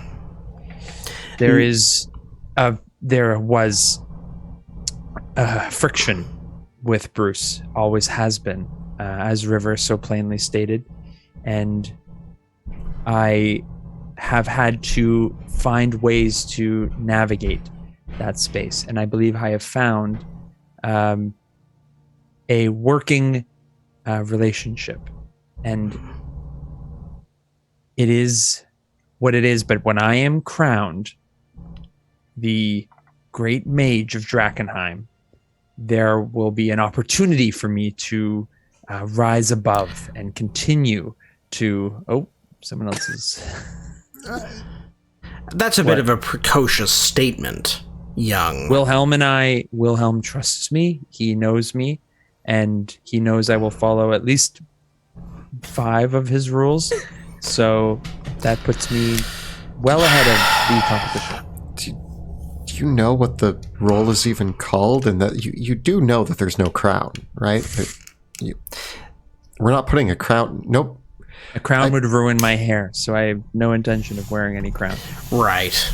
Well, we have a great deal of business to attend to in the meantime.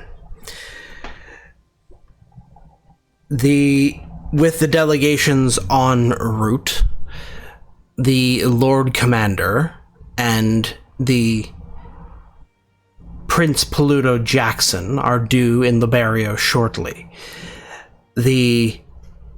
Rudy, you and Wrath are to take your places alongside the king, who will be arriving a few days later at this point.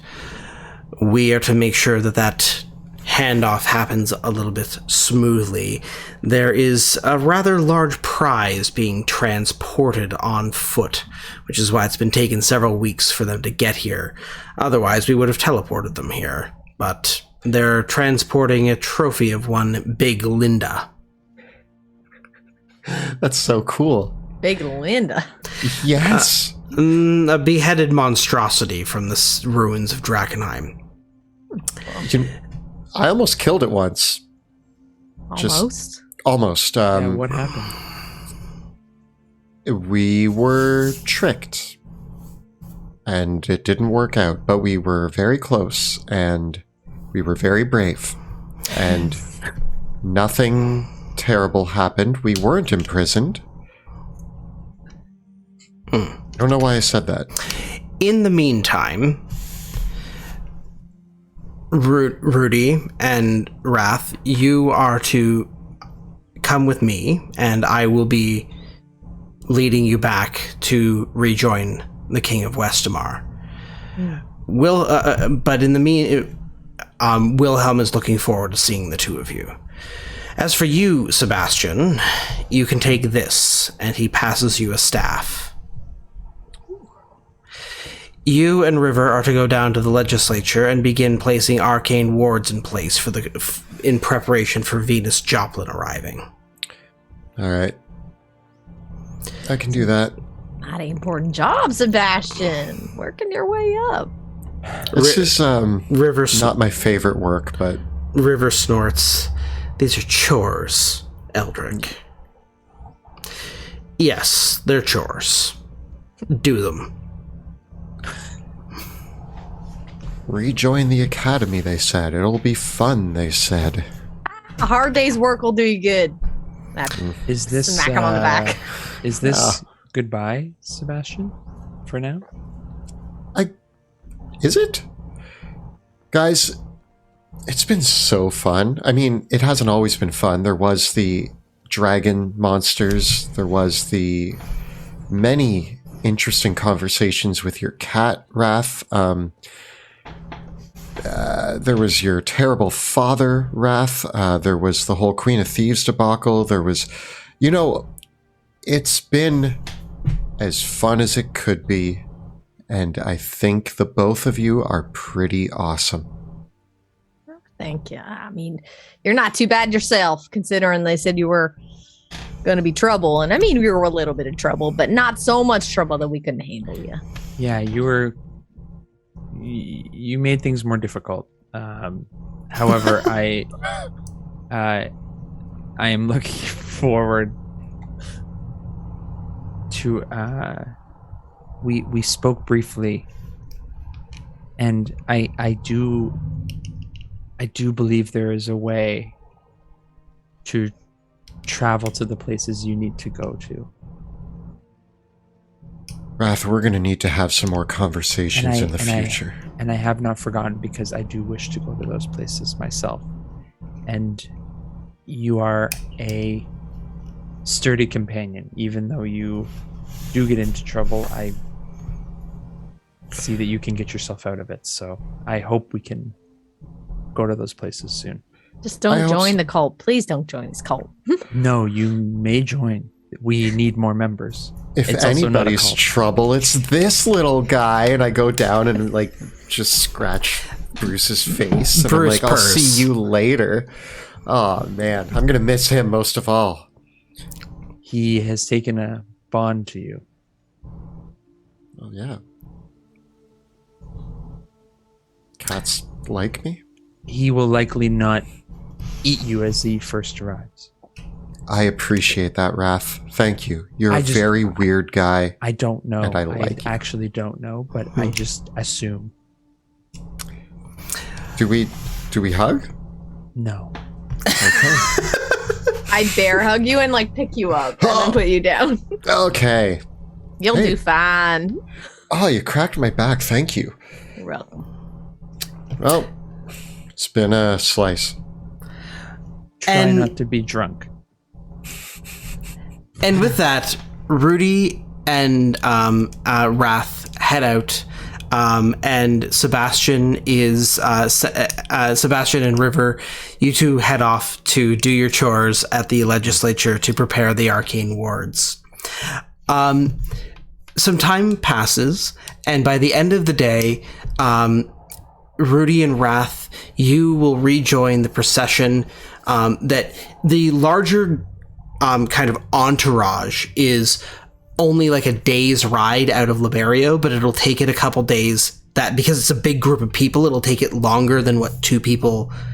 Am I making sense there? Like you two can travel to that to rejoin Wilhelm faster than Wilhelm can get to Liberio, right? Yeah. So it'll be a day there, day that. And on the flip side, Pluto and Veo will be arriving in the city alongside the Steel Fangs. Ooh.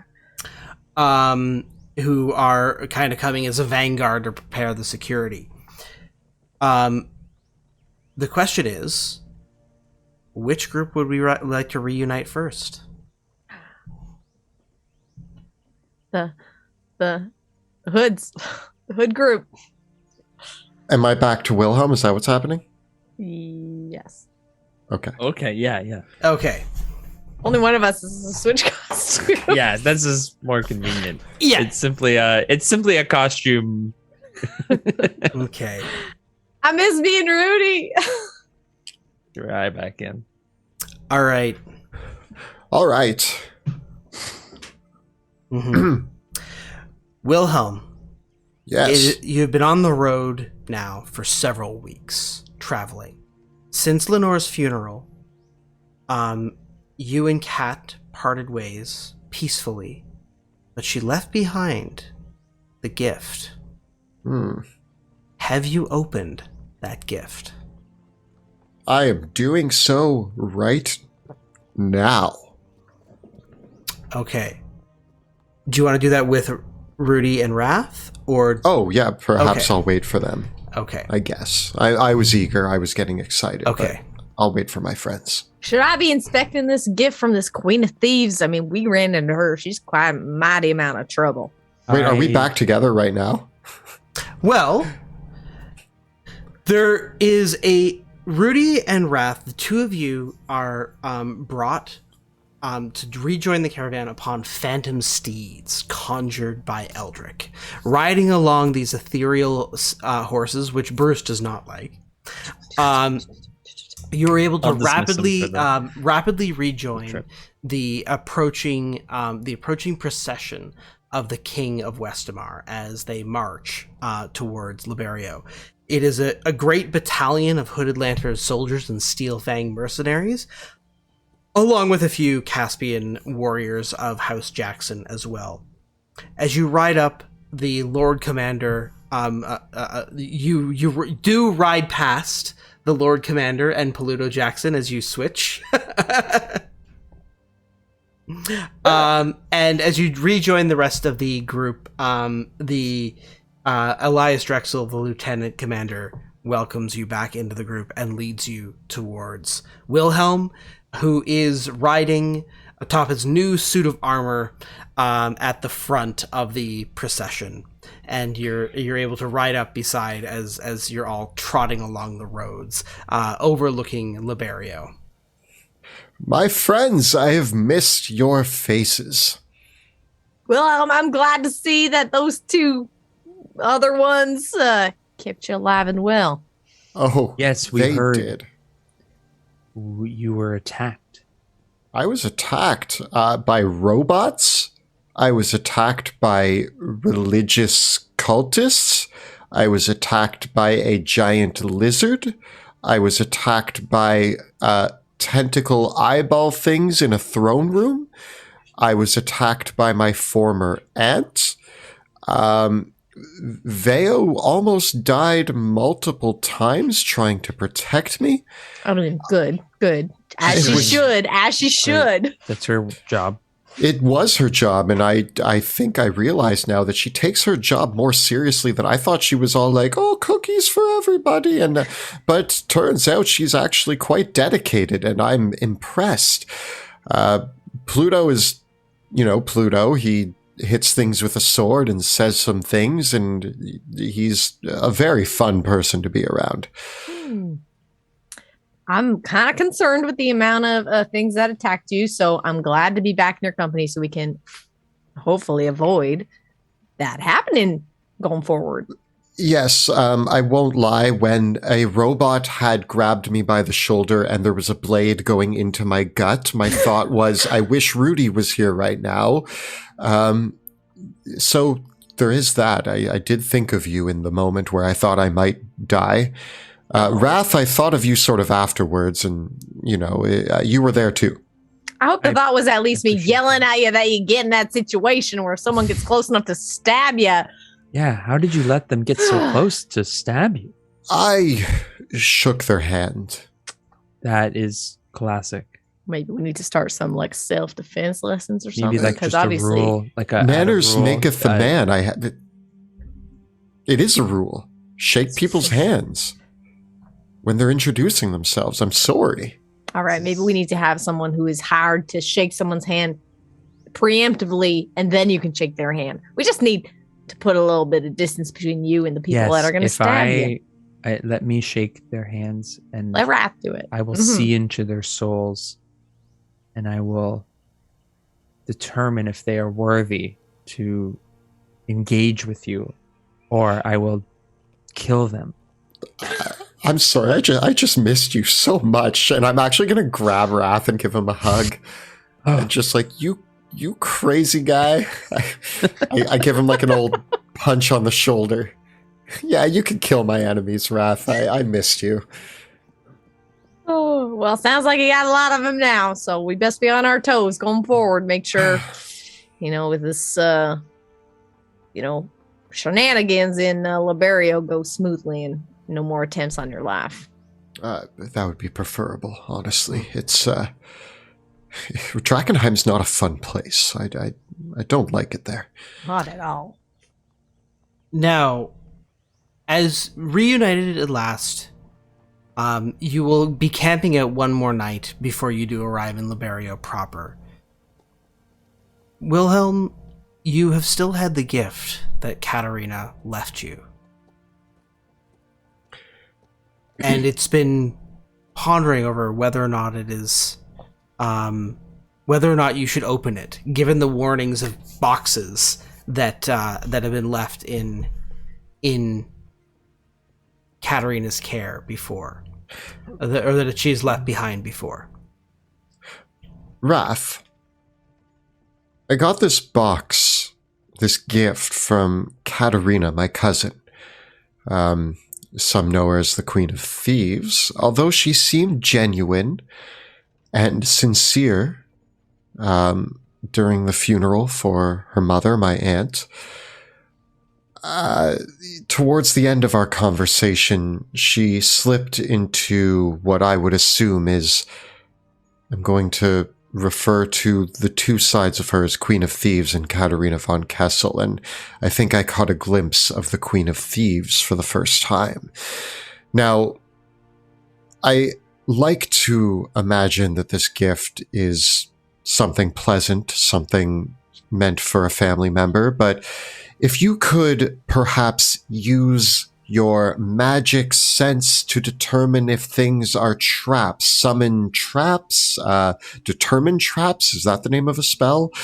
Determine traps, if you could cast that on this box, just to make sure that it's not going to explode, maybe cast, is this a bomb, ? Or something of that sort. This is your cousin? Yes. We did steal many boxes from her. Tiny little chests. Which the two of you actually have. Yes. This could be a revenge box. I do not mind investigating it. I know you rattled off a bunch of nonsense just now. Just hand it to me and I'll just hopefully not die. All right. There's no way for you to identify the nature of this at all? You can give me an Arcana check if you want. All right. Because it's in a box, right? Because I can't. Yeah. So I can't actually touch the object yet, right? Well, you could examine if the box has any magic on it. Okay, I'm gonna try casting Identify on the box. Okay. The box is arcane locked. And that the only two people that can open it are Katarina, the only member of House von Kessel can open it. Oh. My future king. Yes. I can't open it. What you do realize, though, is that there are other magic items inside it. The box is it's about the size of a jewelry box, perhaps about 10 inches long and about 4 by 4 in height and depth. If she was capable and she assisted us on her journey towards, she was obsessed with meeting my father. She has talked to him. They, after their discussion, we were able to part ways. She seems to be, I know the others are fearful of her, yet I do not fully comprehend why. If she is truly your cousin, do you believe her to want to harm you? I mean, I'm basing a lot of the assumptions that this could be a trap on the stories of the other three. My interactions with her were that of talking to a distant family member. The only glimpse I caught of something different was towards the end of our conversations where, I mean, she's always been a bit of a rascal. And that rascally nature has become some sort of deep-seated want to manipulate and control. And I caught a glimpse of that at the end. She wanted to manipulate me. We noticed that too in our dealings with her. She's very shifty when it comes to trying to figure her out and what her aims are. But scary, I don't see it. I mean, the other three maybe just are easily manipulated. I don't know. Yeah, the one's an idiot. Are you referring to Sebastian, the one that you've spent time with? Is he an idiot? No, that Caspian. Oh, no, Pluto, he's smarter than he looks. I will say he's got a good heart, and heart counts for something, I think, sometimes. Not necessarily brains, though. It has the most protein and iron of all of the edible organs. I think that it is worth opening. This does not appear to be malicious of any kind, at least until now. And if it is, we will. I don't know. I guess there's a cleric nearby. We let the Lord Commander go. We need. Raph, actually, before I open this box, I'm just I pull out the scroll of resurrection and I hand it to him, and I'm like, just in case. Where'd you get that? This is incredibly rare. I realize. You know what I'm saying. Rule number 26, expect everything's a trap and you'll stay alive. But in this case, I expect it's a trap. But I'm going to open the box. I say go for it. You open the box. And it is a box. And as you open it, it's a box. Inside is a cushioned lining with seven depressed divots in the cushioning, each of which holds a single brilliant blue sapphire. So there are 7 sapphires in all.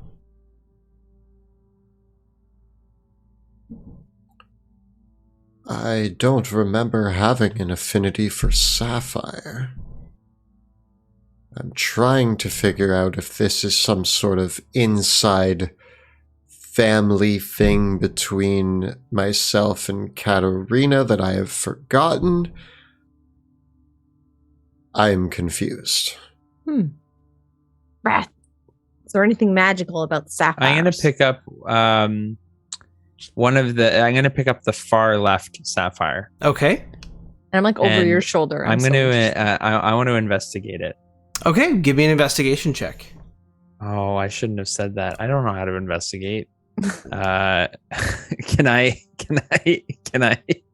cast identify again? Sure. You cast identify, examining the Closest stone. I can do. Yeah. This stone Takes me a bit.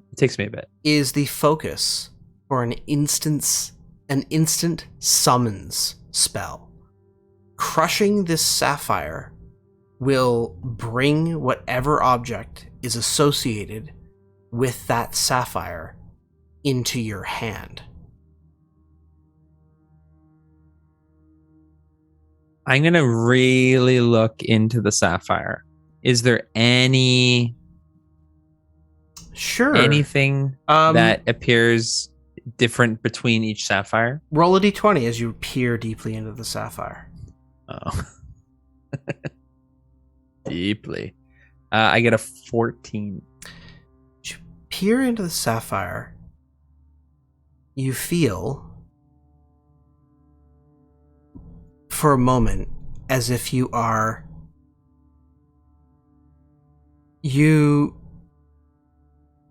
have met this individual before, and she is currently carrying. There's like a magic in it that you can't pull the magic in because someone's carrying it, and you realize that the item that you're focusing on is the Lord Commander's seal. And you could, if you were to break the sapphire now, because Veo is carrying the Lord's Commander's seal, it wouldn't bring it. The summoning wouldn't work. Oh my! She's handed us the seals of Drakkenheim. And as you go through the rest of the gemstones, you realize that 2 of the gemstones actually are not assigned. Because the Queen of Thieves never possessed the inscrutable staff or the crown of Westamar. So she was never able to put an instant summons on those. But everything else. But everything else has an instant summons on it. This is an unexpected act of goodwill? Why would she give this to you? Why? So you can get him, maybe to give him to her, or to get him yourself. She's again. What did she say to you? Towards the end, she suggested that maybe my life would be easier if I gave up the quest for the crown. But that was the only manipulative thing that left her mouth, and it was technically warranted because I was discussing the hardships I had faced recently in what I would consider a casual family conversation of catching up. Beyond that, she just spoke as Katarina. She was mourning her mother. She was happy to see me. We talked about memories, old duels, and masquerade balls at the castle. I mean, for what it's worth, other than a small glimpse of what could be considered an attempt at manipulation, this gift is an act of kindness. It is showing that she trusts me and my path. She wants me to have the seals of Drakkenheim. She wants me to control them. She Why would she have had that conversation with you if she was going to give you this then? because it's my choice. Also, the fact that she had these is quite scary, but the fact that she's given them up is maybe the other three have her all wrong. These may also be not the only copy. Is that possible? Can you have more than one summoning stone? I don't know. You would know, Wrath, and your magic. Give me an Arcana check, Wrath. Of course, Rudy, I... Hold on. Don't you have like advantage on Arcana checks or something of that sort? There's something that gives you something. I have proficiency now. So I got a 29. Well, yeah. Technically speaking, an object could be affected by multiple instances of the instant summon spell. I do not know if this is the case. This is the case. Right here. However, I also missed you, Wilhelm. And yeah, basically, So literal. yeah. If she has given you this gift, she may truly believe that you are the one that can rule Drakkenheim. Perhaps. She, again, has always been a bit of a rascal. So, based on the stories I've heard and the reputation she holds, although she did admit that some of her reputation is probably exaggerated. Stories do that, yeah. I will keep her in my thoughts in kindness, in generosity of this gift, and I will hope for the best from her and for her. But I will keep my eye on her when I can, and I am not going to readily trust everything that she does or says yet.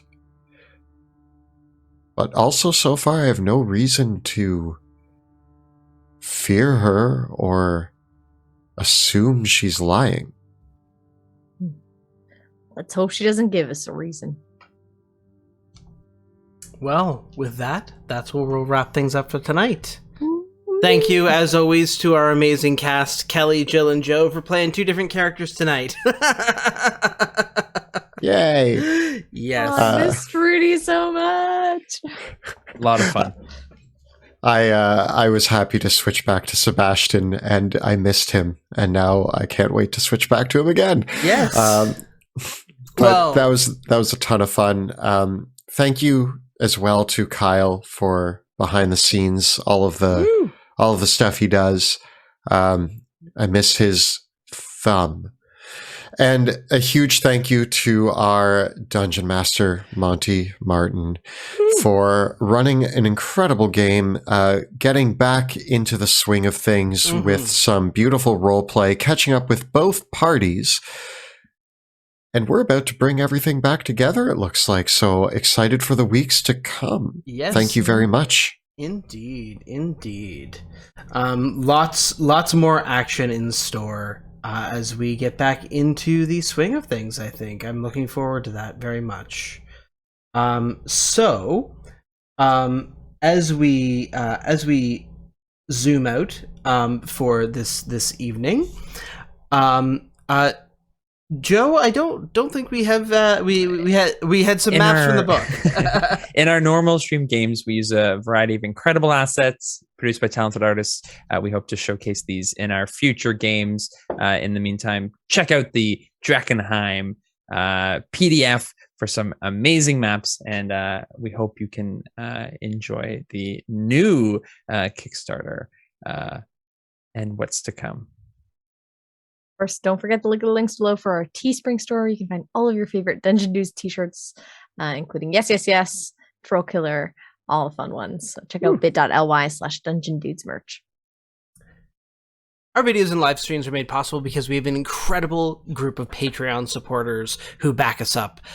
If you enjoy the work that we do here on Twitch and YouTube and elsewhere, please consider becoming a patron of our show by following the links in the description below.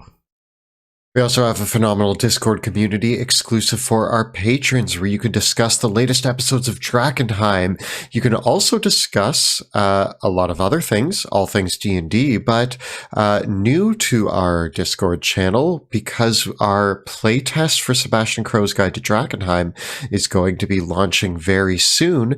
We have a bunch of new places to chat about the playtesting, the apothecary class, all of the subclasses, all of the new spells in the book. So if you hop into our Discord, you can chat with Monty, myself, and even Jill and Joe about all of the cool stuff going on with the new Kickstarter, with the last Kickstarter, and with the show, or anything else you feel like talking to us about. And with that, thank you.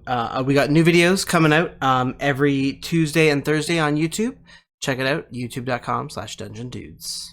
And you can also join us next Tuesday when we record the campaign live on Twitch. You can check us out from 7 to 10 p.m. Eastern Time at twitch.tv/dungeon_dudes, or you can check us out on YouTube when the videos go up there on Fridays, or as an audio-only podcast that also goes up on Fridays. Thank you all so much for watching. We'll see you next time as we decide the fate of Drakkenheim.